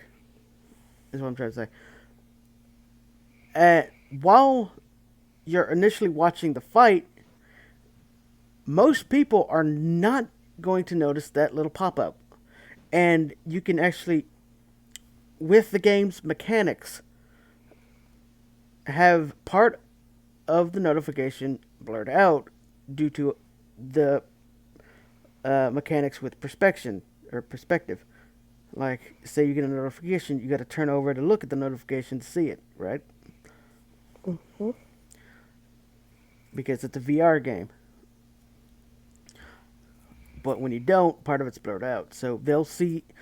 So even if people notice it, they'll only see the first kind of word or the first half of the first word, and they'll be like, "Well, that seems important. I wonder what it's for."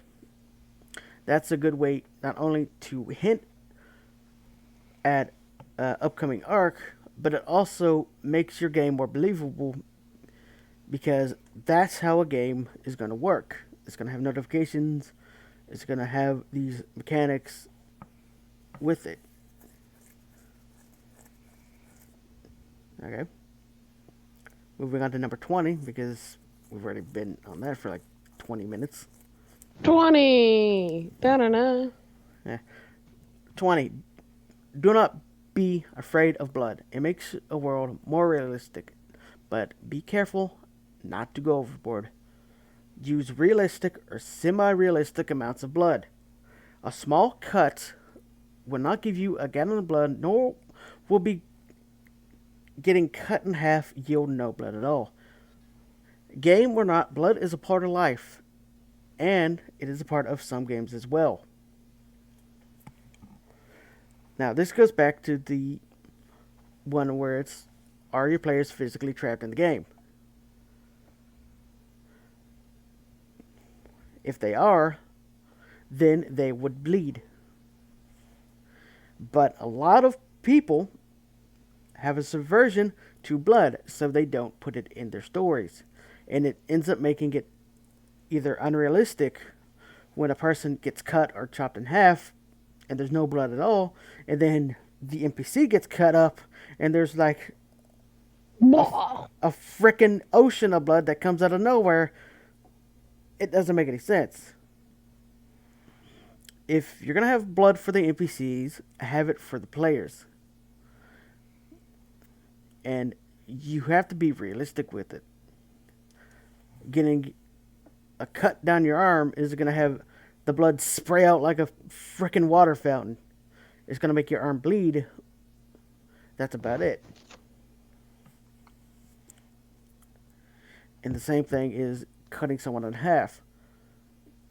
There's not going to be a tiny drop of blood after you cut someone in half. All of their blood is going to pour out onto the surface of where they land. It's going to be a big pool of it. We're writing a story. The easiest way to lose that audience's suspense is to make it unrealistic.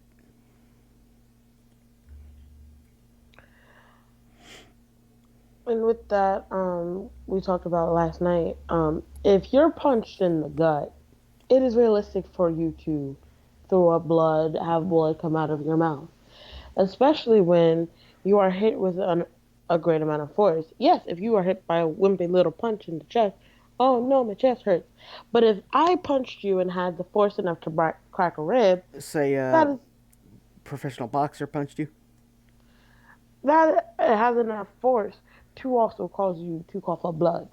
because it can either break a rib and puncture a lung or cause internal bleeding in the stomach, which can cause you to throw up the blood as well. And that leads into all forms of media, um, specifically the shonen kind of thing, where they just rock it up and punch them in the gut where they like they're puking, but blood comes out. That's because they ruptured their fucking stomach and there's blood pouring into it, which can happen. Now, a lot of times, something like that during a fight, like a boxing match, isn't fatal and they can still keep going at it, you know? Yes. But they'll be kind of coughing up or puking up blood for the majority of the rest of the fight. And a lot of people actually ignore that aspect of it, where they have to stop and kind of spit the blood out of their mouth before they can swing the next punch because they're just kind of gagging on it. And they just say, well, they puked up blood once, that's all they need to do. Which I guess kind of helps the structure of the fight, but it also teeters on the aspect of unrealistic. Now, a while ago, I was reading a story. It was a trapped in another world kind of thing, and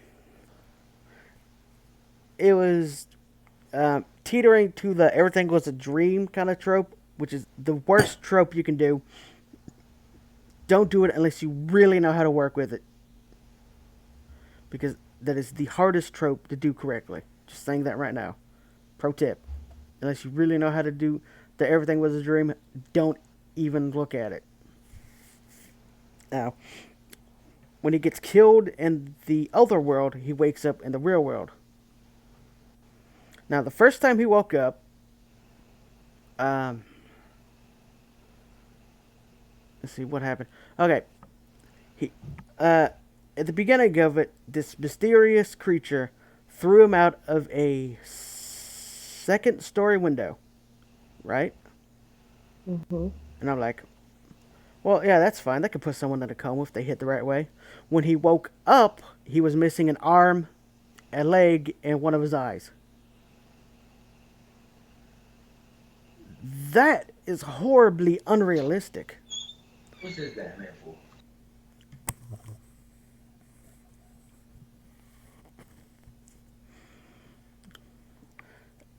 If you're Sorry about going, that. huh? Sorry about that. That's fine.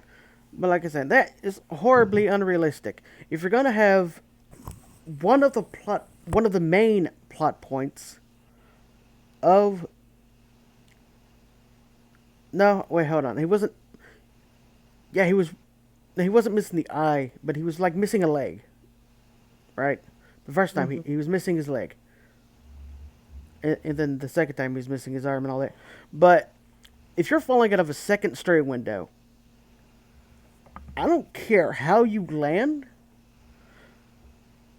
the chances of you losing your leg from it is so astronomically small. You have a better chance of being hit by lightning after winning the lottery. Mhm.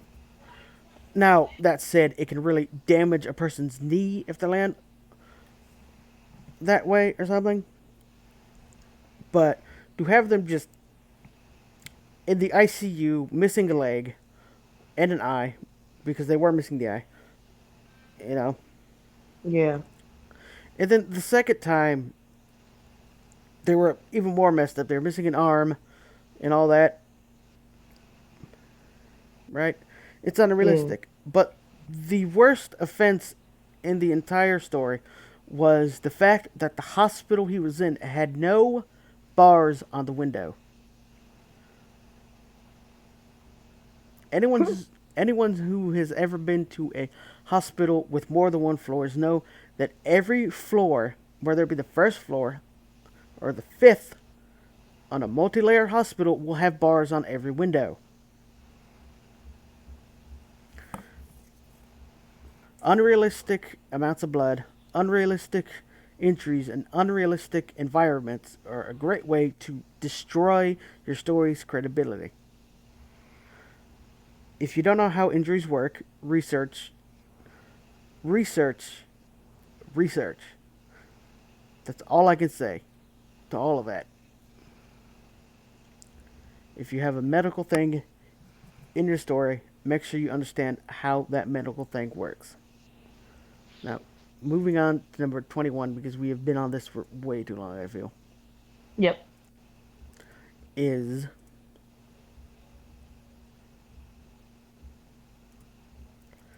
let's see, create realistic obstacles, or at least obstacles that would be that suddenly being trapped in another world or a game would make.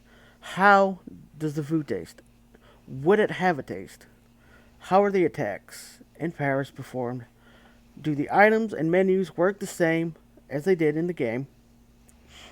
How hard would it be to use that item, and how are they used? How, these are important, and don't be afraid to look at ideas from other stories similar to yours, but do not steal or plagiarize. It's good to get ideas and draw inspiration from your favorite writer or your favorite anime person. Look at Rebecca Sugar.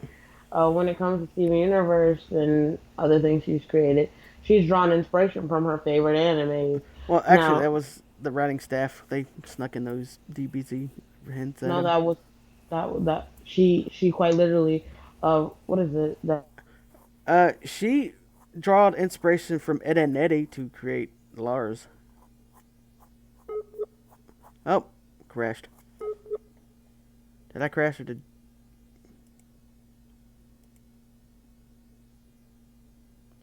Hmm.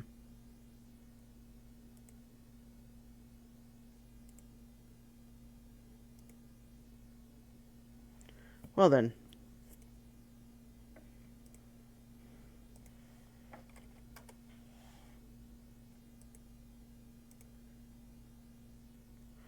um,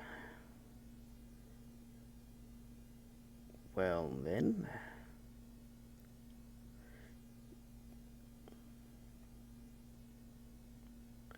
that's embarrassing. Seems her internet got out.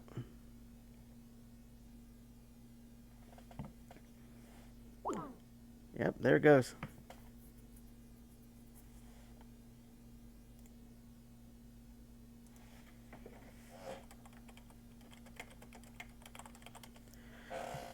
Um,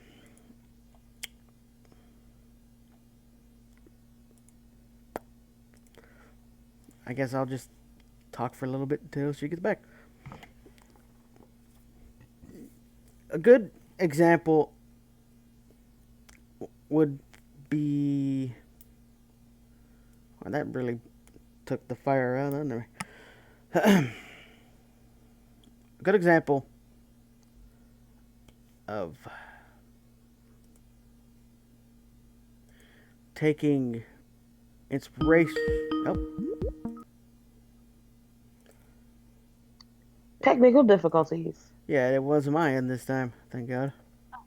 Okay. But that took the momentum out the sales, didn't it? Not really, Did for me. kind of. Anyway, you were saying What was I saying? Rebecca Sugar in anime, and I Yeah, was she saying draws a that lot of this, she took inspiration from Ed and Eddie to create Lars. and she definitely has takes inspiration from One Piece when it comes to the Diamond Right, One Authority Piece. I forgot and about that one. I thought you Steven. meant Dragon Ball, because I know the No, writing staff likes to sneak in Dragon Ball references. yeah, that's the writing stuff. Rebecca Sugar has definitely, she has openly been like, yeah, I totally, I get a lot of inspiration from One Piece. And it's okay to draw inspiration, but make sure you give credit to where credit is due. And Don't outright steal. people, you may think, oh, I'm gonna get away with this, but you won't. You won't. You won't. That's why copyrights are a thing. Now, There was, that being said, um, you can parody something and be fine, and make sure you're but clear about. make sure you're clear about what you're parodying. Now, if you're parodying a specific genre to make a satire, make sure they understand what that genre entails. You don't have to outright explain it, but kind of give hints that that's what you're doing.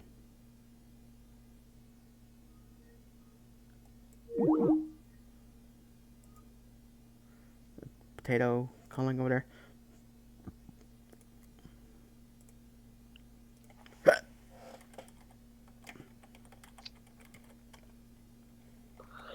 And but yeah, don't steal. Draw inspiration. It's good to ask and get assistance, but don't steal.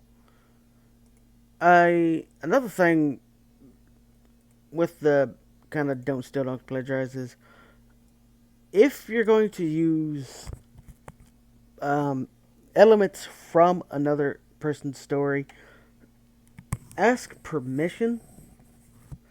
If you're wanting to use specific elements, say, um, an example, back to the One Piece thing, the devil fruits. If you want to use the devil fruits in your story, don't just steal the devil fruits and name it something else because a lot of people will call you out on that shit Very easily. very easily.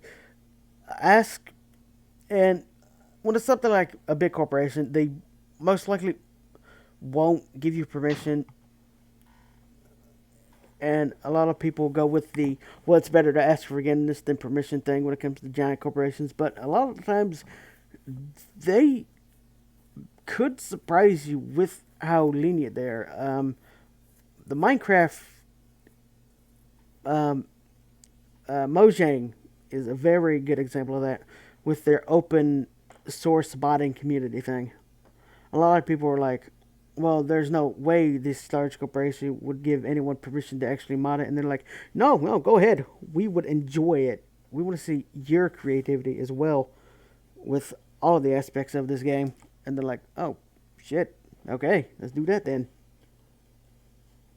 You know? Mm-hmm. Just because it's a big company, don't be afraid to ask permission for something. Yep.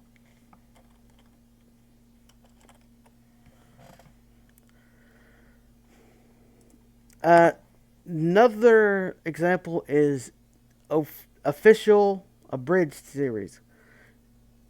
Now, that's a rarity in and of itself, but there are some companies that allow their properties to be abridged and will even endorse the abridge if it's,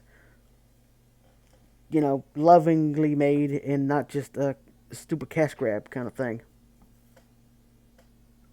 Yes. Now, I'm not gonna, and that leads into the country is that it's into. I know Japan has a big no stilly nothing nothing thing. Like it's like they're so bad with the fair use laws. It's not even funny. Like you could just Mm-hmm. say the word uh,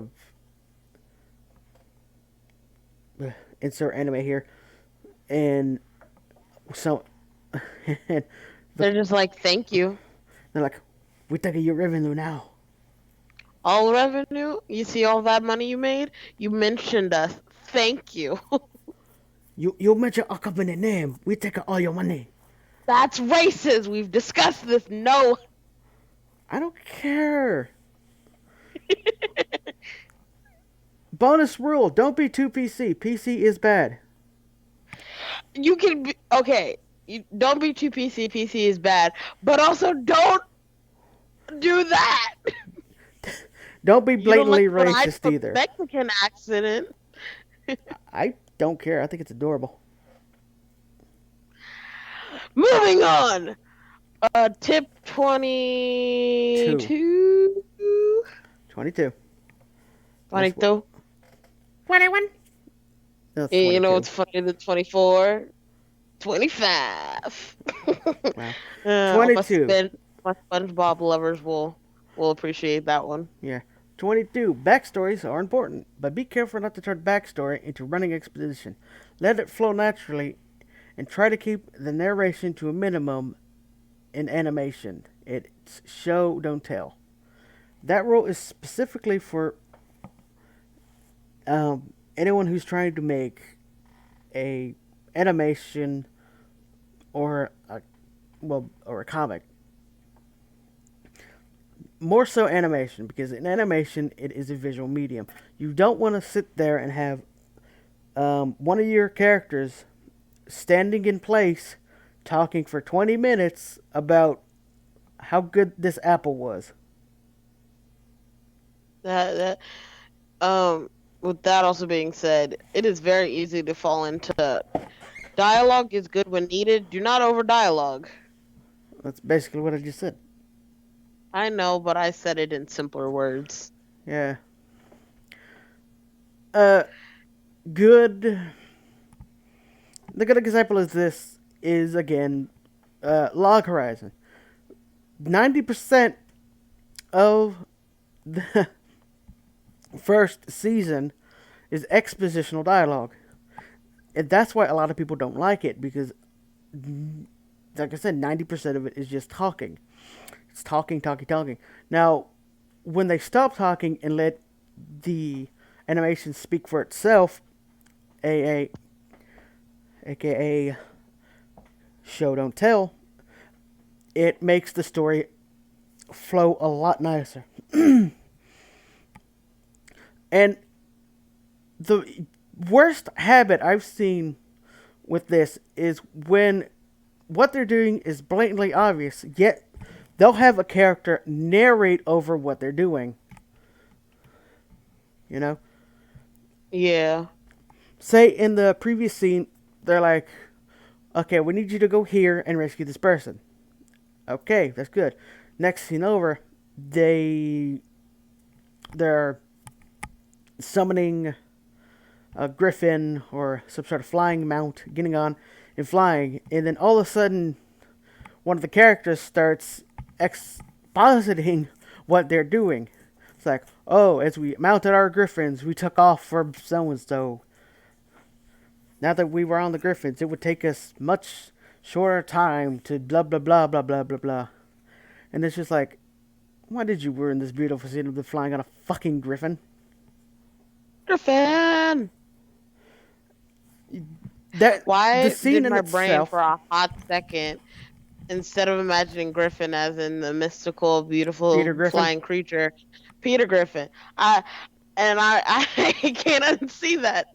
Peter Griffin as a griffin. Yeah, but like I said, the scene itself did not need exposition. What they were doing was obvious. We were told their mission. They were going to do it. We didn't need that extra exposition. Just back off. Let the people enjoy the scene. And like I said, this role in of itself does not pertain to the written story because in the written story it is much tell don't show because there is no visual medium within the story itself. A story in of itself is a written medium, but when you translate that or adapt it into a comic or an animation, you have to cut down the fat and the exposition so it flows naturally. Mm-hmm. 23. And this one, I cannot stress the importance of. Wholeheartedly. This is probably the most important one of, if not the most important one. Do not forget the psychological side of what is happening. After the game, what traumas were the people trapped have? A good example of this, ironically, is the worst example of it. It is the worst example of trapped in the game thing. In SAO, after they were freed, a lot of the people had a uh, post traumatic stress disorders from surviving the game. They also had a lot of what's known as survivor's guilt. That is a very realistic thing to happen. If you're trapped in a game that when you die, and you're forced through circumstances to kill a person, that is going to traumatically scar you for the rest of your life. And that part of the story was portrayed very well. Now, I know a lot of people probably say no, it wasn't, but I think it was. And to add on, look at Pearl from Steven Universe. She quite literally carries through her the entire seasons that Rose, the woman she loved, is gone, and now in its place is a squishy, tiny human that has Rose's kind of ideals. It looks she looks like he blah, blah, blah. He looks like Rose, kind of, not really, sorta, and she just has to accept that who she loved is gone, and now she gets to take care of He looks more like Pink than her Rose. kid. I know. Yeah, sure, same person. Yeah, I know. It's just different form, but it's like he looks more like Pink than Rose because that's like the adopted mother and the biological mother kind of argument thing. What the Burr. But everyone was like, "Oh, she's not that bad. She just loved her in a lesbian meh way." And then the song, It's over, isn't it? yeah, it's over, isn't it? And everyone's like, "Oh shit, she a broken bitch." And it's like, yeah. Whoops, I'm cussing a lot. Sorry, It's fine. I'm not. sorry, I'm not YouTube. fucking getting revenue over it. Demonetize. I'm not even monetized anymore. The fucking bastards cut my subscriber count and then like, haha, you don't have as many subscribers as you fucking need to be subscribed and be monetized. So we're taking away your monetization, and I didn't get the fucking money they owed me. So fuckity fuck fuck fuck fuck fuck. You in like a year gets back to the amount of subscribers you need and starts growing them. Hey, so we found a live stream you did. Yeah, and then they Ye- just automatically demonetize all my live streams from then on. Bleh. Yup. But that's why I have Patreon. Hashtag plugin. Don't forget to check out both of my Hashtag money. Patreons. I have two Patreons now. One for my YouTube channel and one specifically for my writing. Because it takes a lot of money to actually get shit done in writing. Not only to print out the books, whether it be a digital copy or not, you still have to be published, which costs money. Look at this live stream, 2 hours long, and this is of tips. So imagine actually writing. This is to help you write, and this is 2 hours. Oh Jesus! But yeah, I write stuff on Wattpad. You can read it if you want. Warning, it's really bad because Yeah. I am trash. Oh, and I'm Another an artist. Come support me. I do chibi drawings. Selfless plug. yeah. When you get big, you better sponsor my channel. Of I'm kidding. course. Anyway, another thing is, what if it's the opposite? What if they can die, but they respawn every time? So now they're trapped in a world where they can't even kill themselves. Imagine the insane amount of trauma that would create on someone psychologically. That they're not only are they trapped in a world where they have no family, no close personal friends. All the friends they know are from online, right? But not only that, they can't even kill themselves to get out of it. That would be the literal definition of hell, I think. Huh? Hell. More like hello. Yep. I don't know. And like I said, 24 is going to be basically 18, but with way different context. Yeah. Whereas 18 was don't repeat information. 24 is don't over explain something that's completely obvious. That is a great way to lose views and fans. Very much so. And a great example of that is, again, Steven Universe. Looking at you, Rebecca. I'm kidding. I'm looking at you, I Cartoon love you, Network. Rebecca. You, Rebecca. Me, I love you, Rebecca. Yeah. Nah, it's not her fault. It's the network's fault completely. But Look at Adventure Time. Amazing. Yeah, that's because they had free reign to do whatever it was. And they were like, what? 20, Huh? like What? I said, but don't don't over explain something that's completely obvious. Um, like the thing with Pink Diamond, they, for lack of a better Kill term, that. shot their load way too early, and everyone knew Rose was pink. And then during the next 2 to 3 seasons, they were just hinting at it was pink, hinting she was pink, hinting she was pink. Oh look, it's pink. No duh. Um, aside from that, whatever. Horrible analogy. Yes. Um, he shot them in the foot is, hey, she shattered her with this sword. That can't You mean shatter the sword anyone. that can never you mean the sword that can't shatter anyone?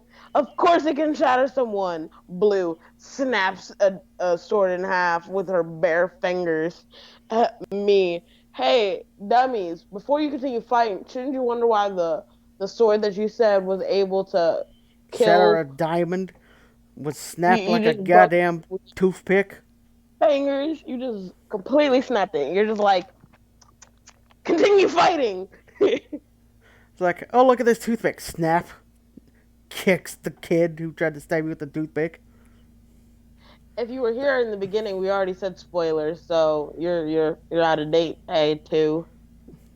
Yeah, we said spoilers. It was a little late, but we said it. Mm.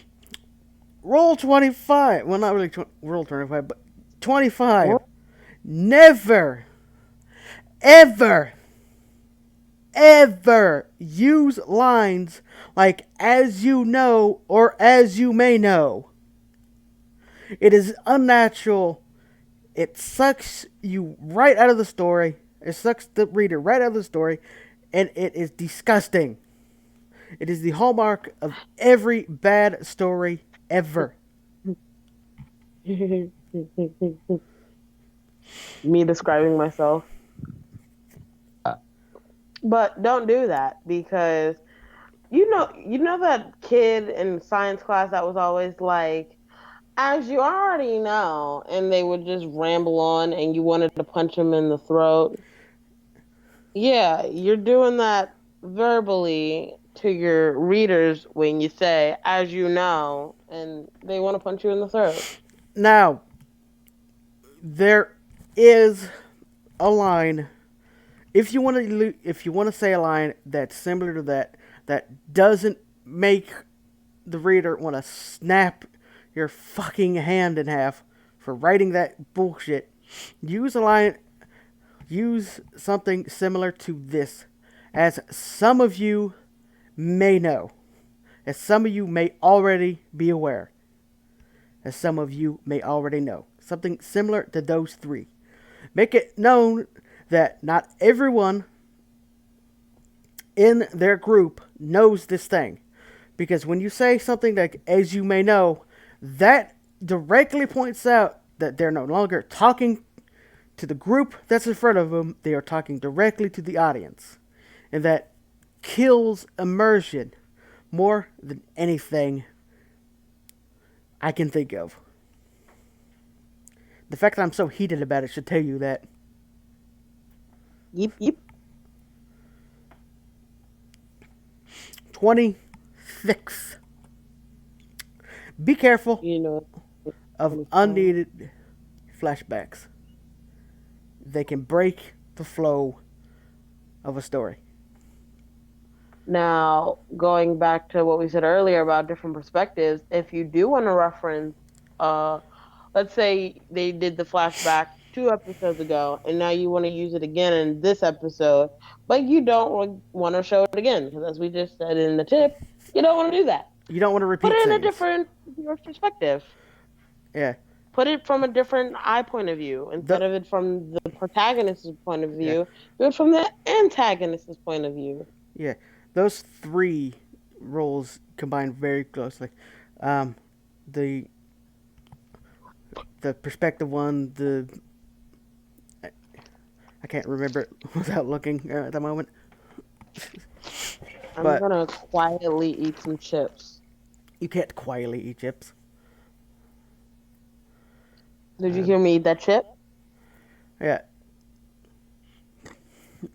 Uh, Try not to repeat the scenes. Um, the what is the other one? Don't repeat information or whatever, and be careful of unneeded flashbacks. They all run together, but they can all be for different, like. And again, going back to the perspective thing. Uh, at the same time, if you're in the middle of an arc, and all of a sudden the next 3, 4, 5, 15, 20 episodes, or a flashback, or a flashback in a flashback, or something, looking at you, Naruto, that is going to break the flow of the story, and it's not. It's a good way to lose fans, and it's a good way to piss people off.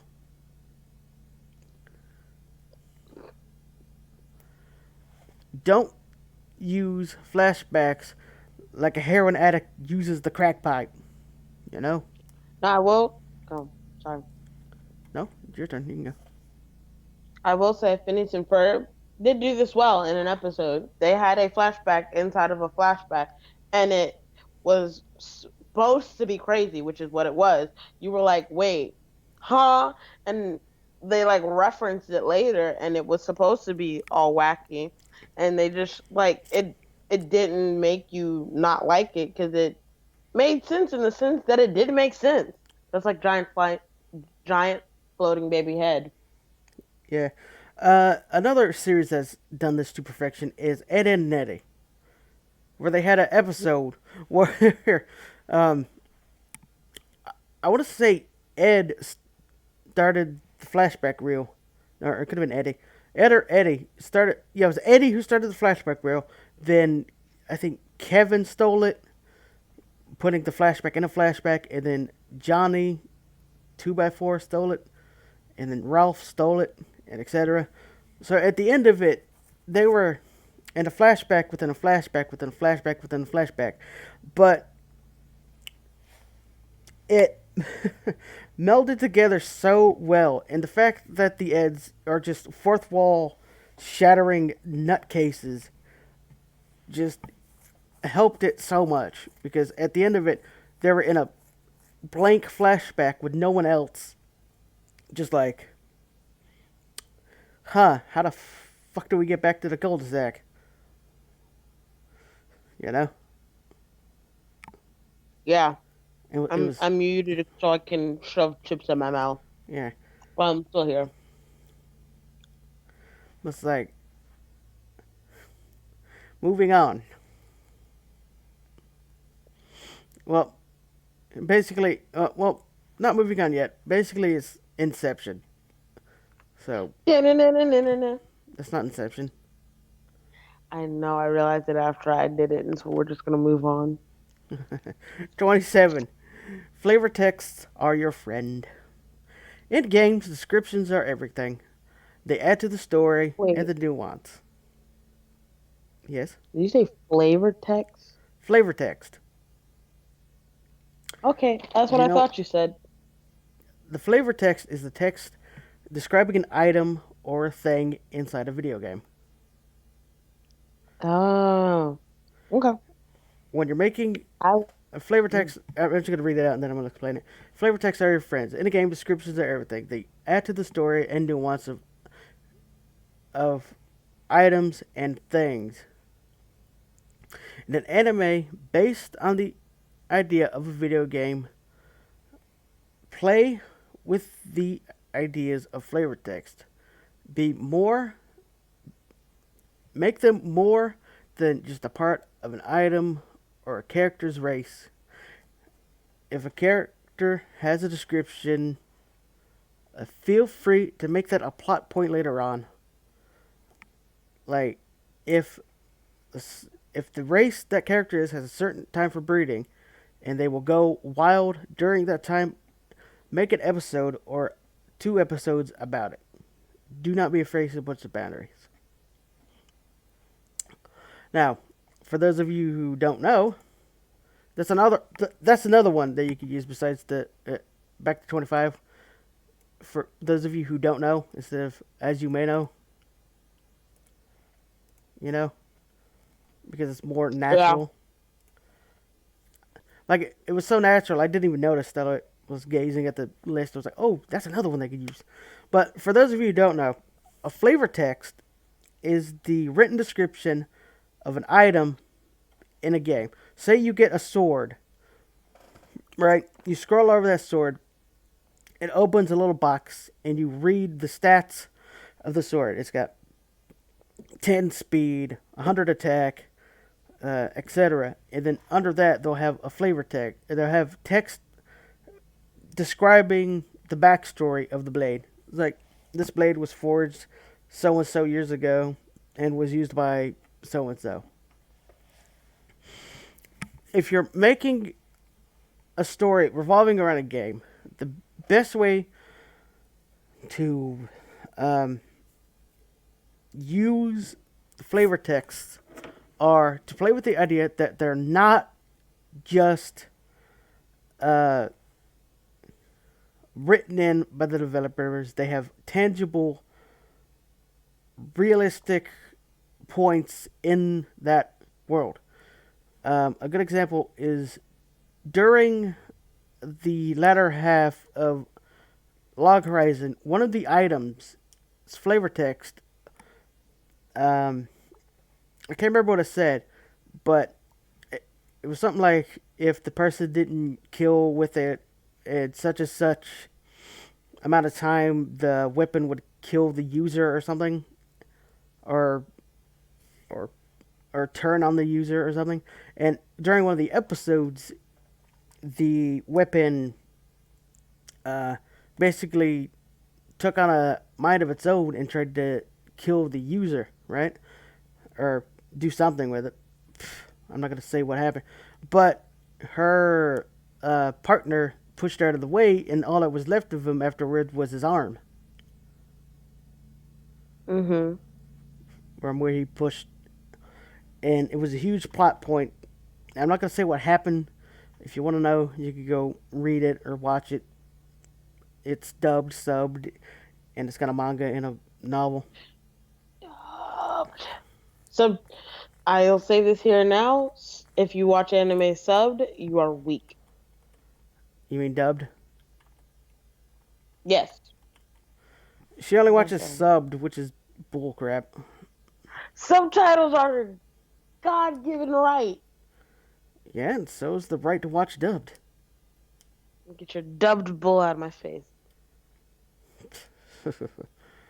But Then the again, same I do thing like can be baby said books. with a character race. Say, when they're creating a character, if you go that far back, like they realize the flavor text are like a thing. Maybe they can have a flashback, trying to remember what the flavor text of their said race was, and there's like an oh shit moment where it's like, I'm gonna have to lock myself in a room for so and so amount of days at this point of the year because I'll go ballistic and try to get whatever.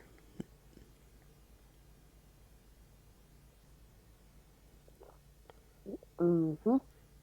Watch it in Japanese without sub, you wimp. Well, we don't I know don't Japanese. know Japanese. Uh, Do I, you have?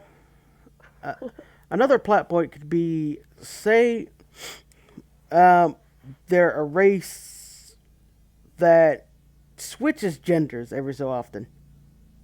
You know, when you're playing the game, that's not a big issue because usually the character model won't change. But if suddenly the game is real, that flavor text has a whole new meaning. And suddenly your character, with no reason that they could really recollect, wake ups in the middle of their trapped in a video game thing as the opposite gender for a blank amount of time before switching back. Like I said, don't be afraid to push boundaries. Be creative, be crazy. You know? Mhm. Okay. 28. I feel like I need to write some more. Let's try to My pen. yeah, I know. 28.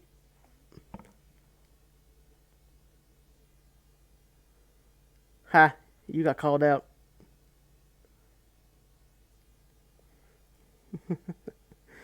Anyway, 28. Plot twists can come in all sizes. That's different. Something simple can have the greatest effect if used properly.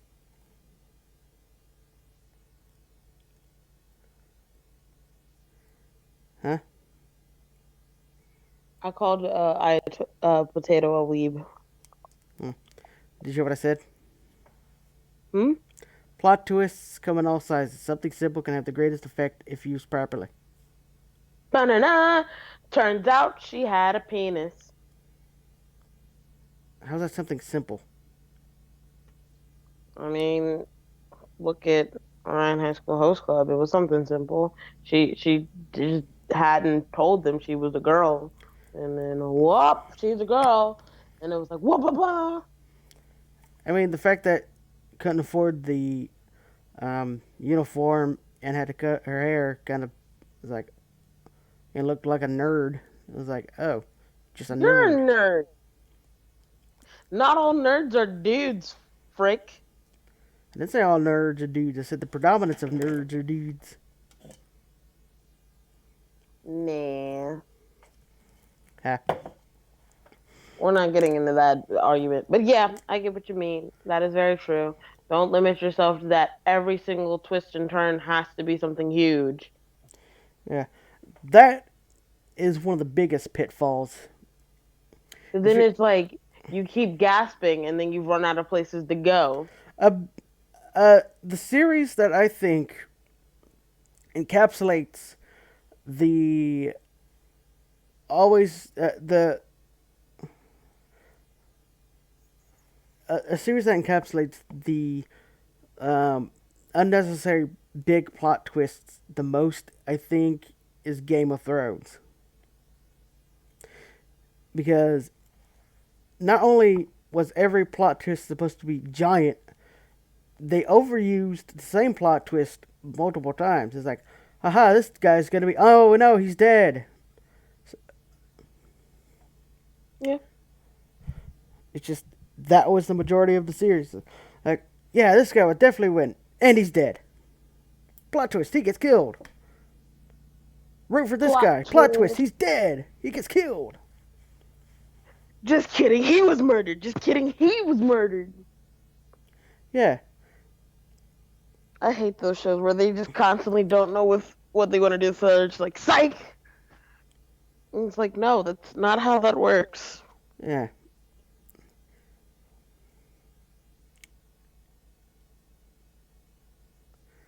It's just like, you don't need a big plot twist. Like Reddick. You ever seen the movie Reddick? Mm-hmm. Now, this was a small plot twist and was very freaking noticeable. But one of the crewmen was a was a chick in disguise, right? And one of the plot twists was that she was on her period, and that's how the monsters knew where they were at. Yeah. Yeah, and I'm like, okay, that's kind of cool. Like, you saw it coming, but you didn't think that her being a her was that important to the story. And it's like, plot twist, her period lures the monsters to him. I'm like, oh damn, wow, let's throw her under the wolves. Nah, I'm kidding. To the woods with you. To the woods with you. Let the wolves have you. The Wonder Wolves are giant flying, whatever. But yeah, it wasn't a large plot twist, but it was pretty effective the way they used it. Yeah. Indeed. Uh, aha, we finally got to the point that I was talking about way earlier. Way earlier. And it's the last one on the list, but it's not the last one I could think of. 29. Do not create or use unnecessary complications in the story. They draw the audience away and break immersion. Back Mhm. to that tangent about the guy who got thrown out the window and got ridiculously, unrealistically hurt from it. Mhm. I could suspend my suspension of disbelief for that the first time because maybe he got hit by a car when he was thrown Mhm. out and we didn't get to see that because it was the second time not so much because he was in a hospital and there was no bars on the third floor window, which doesn't make any sense. The third time was the kicker. And I'm going to be spoiling this Mhm. only because I feel like this story is so bad that you don't want to read it. Yeah. The third time, when he died in the other world, he drowned and woke up in the ICU. At this time, he was missing an arm, he was missing a leg, he was missing his eye. And the first time, I think he was only missing his leg or half a leg. This time, he's missing whole leg, whole arm. One of his eyes are gone, which that breaks immersion on itself because there's no way in hell falling from a third story window would make you lose an arm and a leg. Now, your eye is a different story. Depending on how you landed, yes, you could have lost an eye. Or if you would have landed on something that stabbed your eye, yeah, you could have lost it. But the kicker Because is losing limbs is like very. You have to very, like. very difficult to do. And I could understand if it was like one or the other. Like, let's say he did land on, like, he landed on his feet, and so one of his legs just utterly shattered, and they did have to remove it. I can see that, but how do you land in a way like were you trying to like crawl off the building, and so one hand and one knee perfectly got shattered? Like, what were you doing? And the way he landed in the beginning made it impossible for him to lose the damn leg to begin with. Now, he could have ended up partially paralyzed, like his foot would have been paralyzed because of the way he landed, because he landed on his back. But there's no way in hell landing on your back from a second story window is going to make you lose your fucking leg. It makes no sense in any reality. Hmm. Plus, that he landed in soft grass, thick, soft grass, when he was thrown out to begin with. Now, the second time he was thrown on asphalt. Yeah, that could have fucked up his elbow or his knee and made it very difficult for him to move, but they wouldn't have amputated a leg because of a busted knee, and they wouldn't amputated an arm because of a fucked up elbow. Yeah. The third time was the kicker, though. They put him in the suicide ward. And if anyone who's ever been in a hospital with someone who's been suicidal knows how restrictive that suicide ward is. They keep them tied down for the most part. There are multiple cameras not only in and around the room, but there are either no windows, slant windows, which are just slits, and even when there are just slitted windows, there are bars behind it. Hmm. If you're trying to kill yourself in a hospital, they are not going to let you. They will be sued. It is very. That was a dumb thing they did in one of those stupid. hospital shows, like one of the dumb ones. The dude wanted to die. He was sick of because he didn't have anyone, and he was really old. And he was like, "There's no point in me being here on life support. I just want to die." And so somehow, in a hospital where one time I was yelled at for going to the bathroom while I was visiting my friend in a hospital, somehow this man managed to get out of his bed, get out of his room, get all the way to the elevator, go all the way down to the storage room of the hospital, and sit there. And he wasn't found for like 3 hours. And I'm like, nah, fam, that's not believable. It's not. Now, as I was saying, the third time was the real kicker. The mysterious figure came in, cut his bindings, picked him up, dragged him to the window, and then dropped him.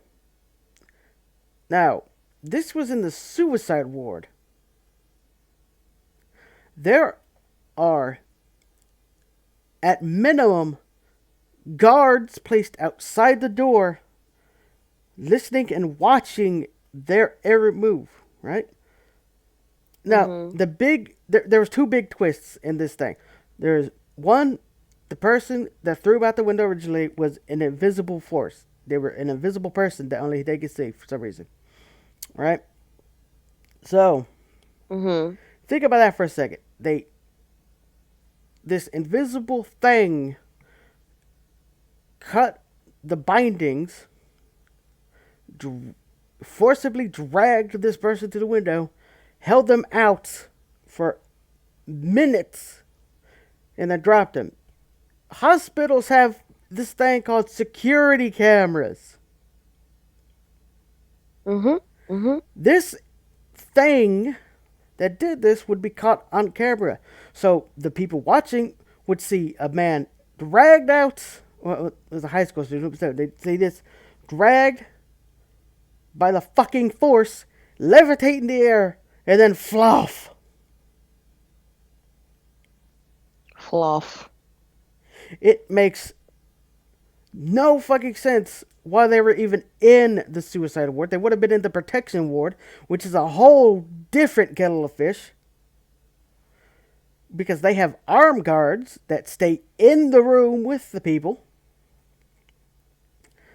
And the real plot twist kicker that killed it completely for me was not the injuries, not the fact the hospital was so ridiculously negligent in their equipment and their security preventions. It was the fact that the mysterious force was a person he met in the other world that somehow made it to his world and kept trying to kill him Mhm. because they love him. Love. No. No. Not only is that creating unnecessary complications through the ridiculously, just infatigably ridiculous injuries that he would never have sustained in real life from the way he fell, where he fell, and the height at which he fell from. But you now have the added thing where how the hell is that person going from one world to the other? Are they killing themselves in the other world to kill him in this world and then killing themselves in that world to get back to the other world? And if so, how are they not taking the damage that he's taking? I feel like your tangent here. You've gone on a special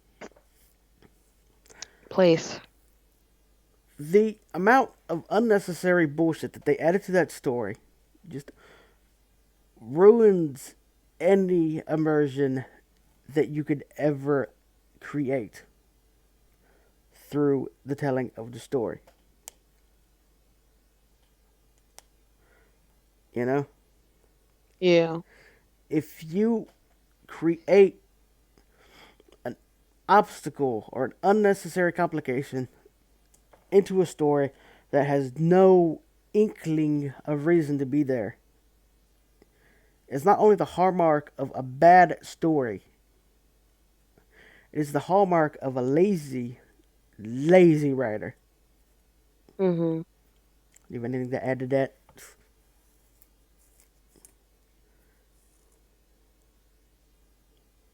I think considering that whole tangent was like, how long was that tangent? I swear to God. I swear it was like 20 minutes long. It was. I think you covered anything I could add to that. No, no, you can still add stuff to it. My biggest thing with that is I that makes me think of like some of the I read a lot of mystery books and like horror books on Wattpad, and they'll be like, "Oh, I go out on as she was walking down the street, the van pulled up next to her. The guy jumped out." And this isn't like at nighttime. This is her getting off from her shift in the afternoon, walking by herself, and all of a sudden she just gets chased down the street and picked up and taken and thrown in this van, and she's shouting and screaming, and like apparently that just means nothing, that like no one witnessed it. I'm like, that's not realistic. There's In your world there are going to be people and things around you, things will be seen. You can't just make people non-existent in an area for your convenience. It's not plausible. Yeah.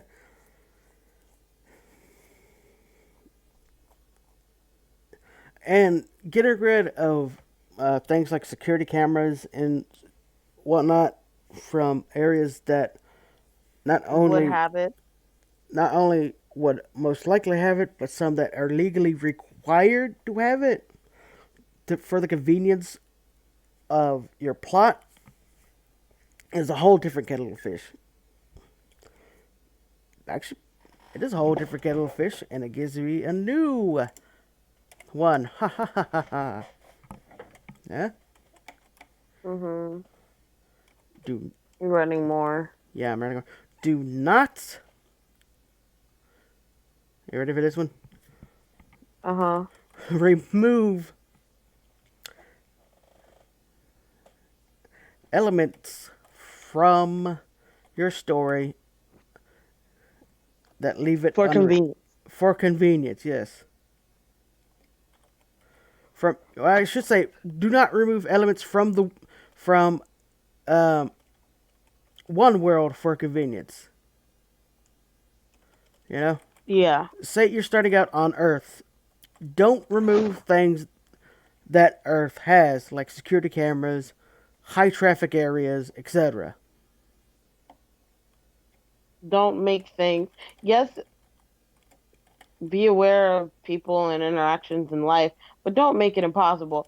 If there's a building burning, there's not going to be just a building burning and a bunch of people running and screaming and running away. There's going to be police, there's going to be Ambulances, investigators, firemen. ambulance, stuff like that. There will be that. Don't just make it a bunch of people standing there, "Oh my God, we almost died." No, there's going to be, Convenience. "Hey, we need to figure out why there's this on fire. There's going to be firefighters." And if there's not, you have to explain why. Are they tied up with something else? Like, is the reason the building was on fire is because something weird? There's got to be reasons. You can't just not explain stuff like that. Yeah.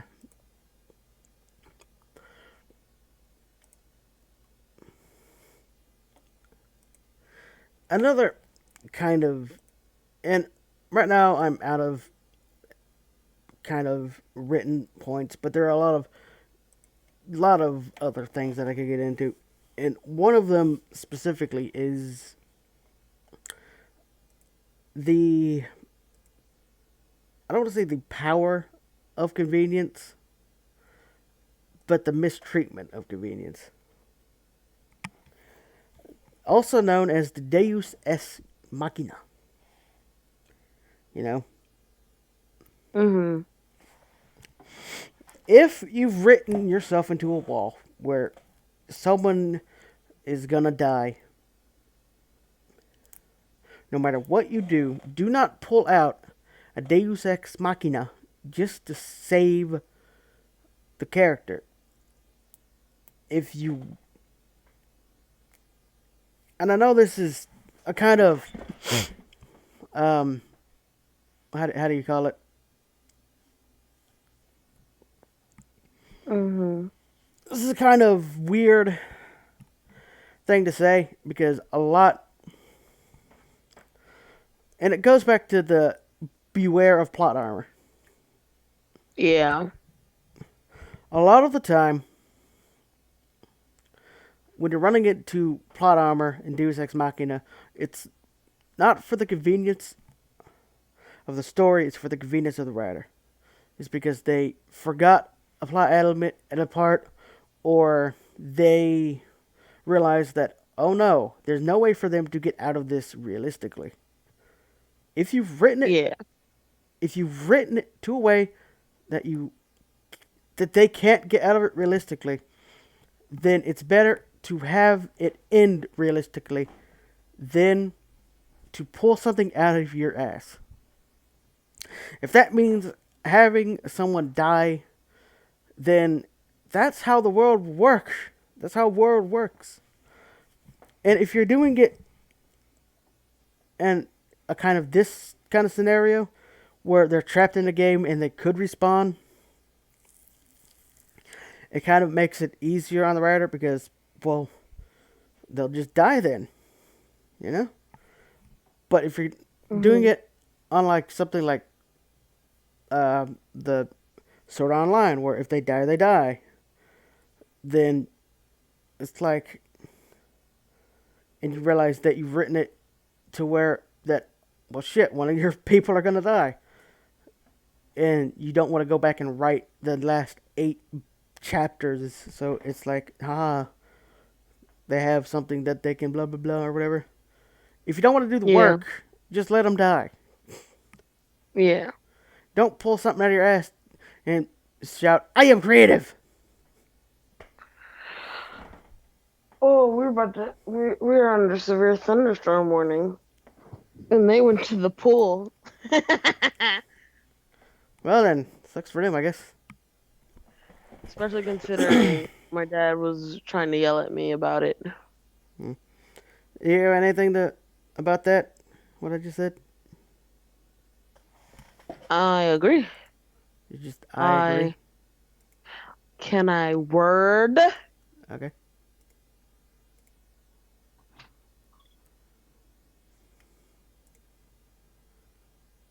Sorry.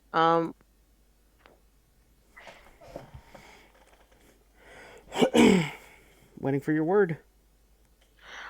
I trying to word. Maybe got back and my little sister's in the room.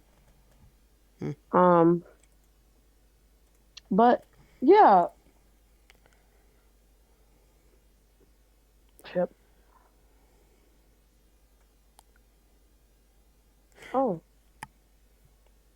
And on the flip side of that, you don't want to go the Game of Thrones route and just killing one off because it's easy either. yeah. Anyway, 1 second, I gotta shut my door. okay.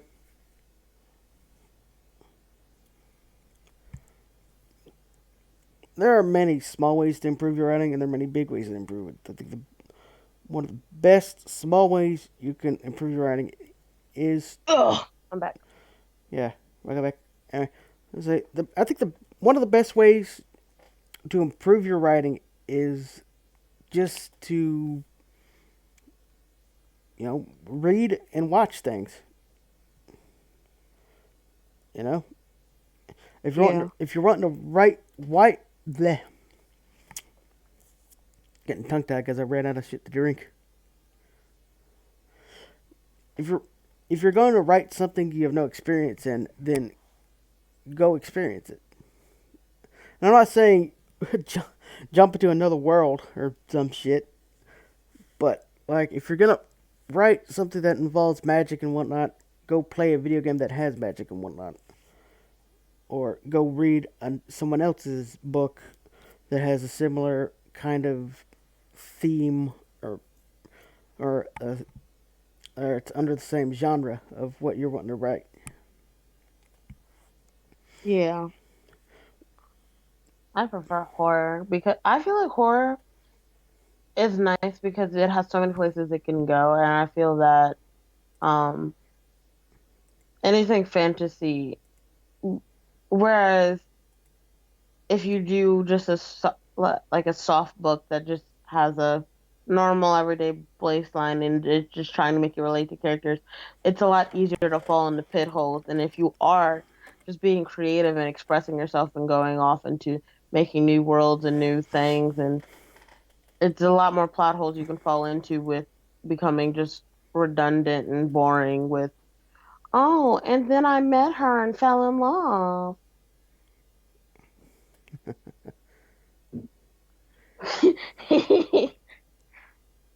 Don't chuckle at me.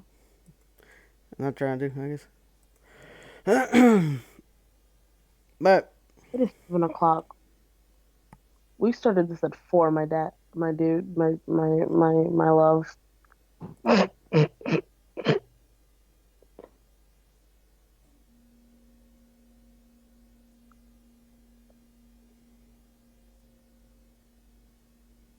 Hello? huh? Did you not hear what I said? Yeah, we started at the 4. It's been like 2 hours. It's been It's been three three hours. hours. Yeah. All right, I forgot time. I forgot you were in a different time zone. Mhm.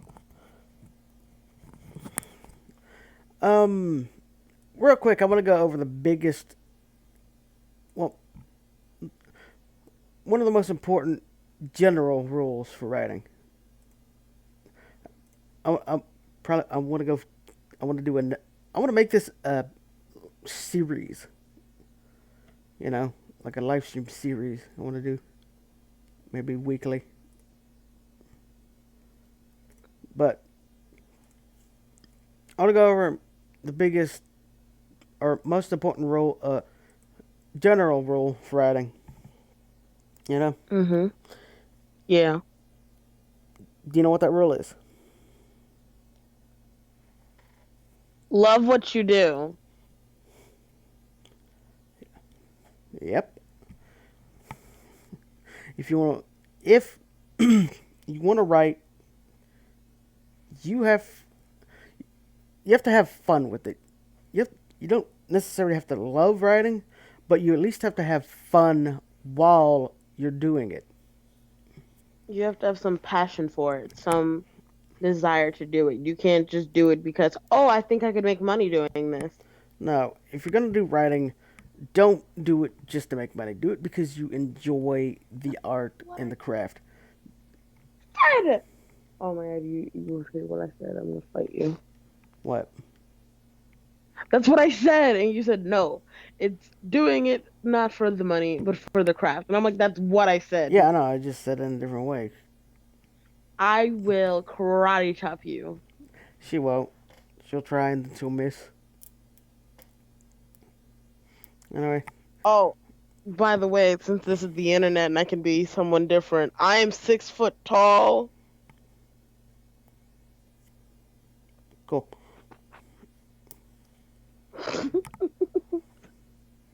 I'm 50 foot tall.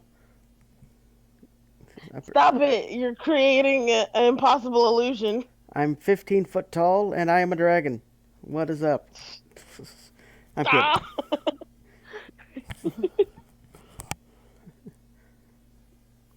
Um, Thank you to the 3 viewers.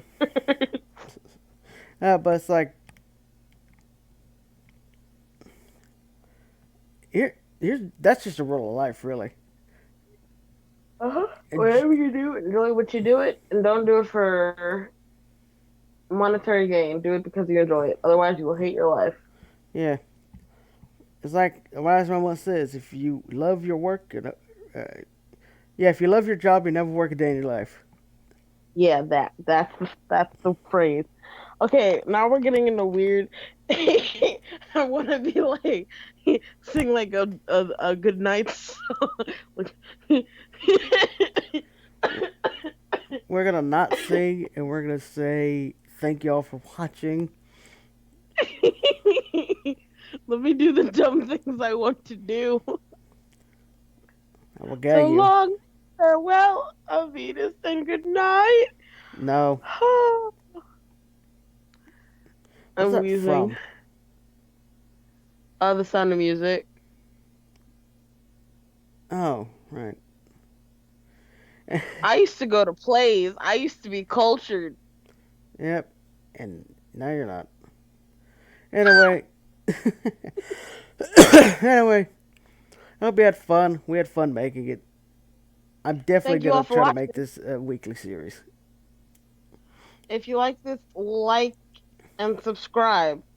If Kind you of the and if original. you loved it, donate to our Patreon so we can do more shit like it and be actually more professional. And I won't have to switch from my laptop to my phone because the internet keeps going out. Yep. I'm poor. So am I. Goodbye. See ya.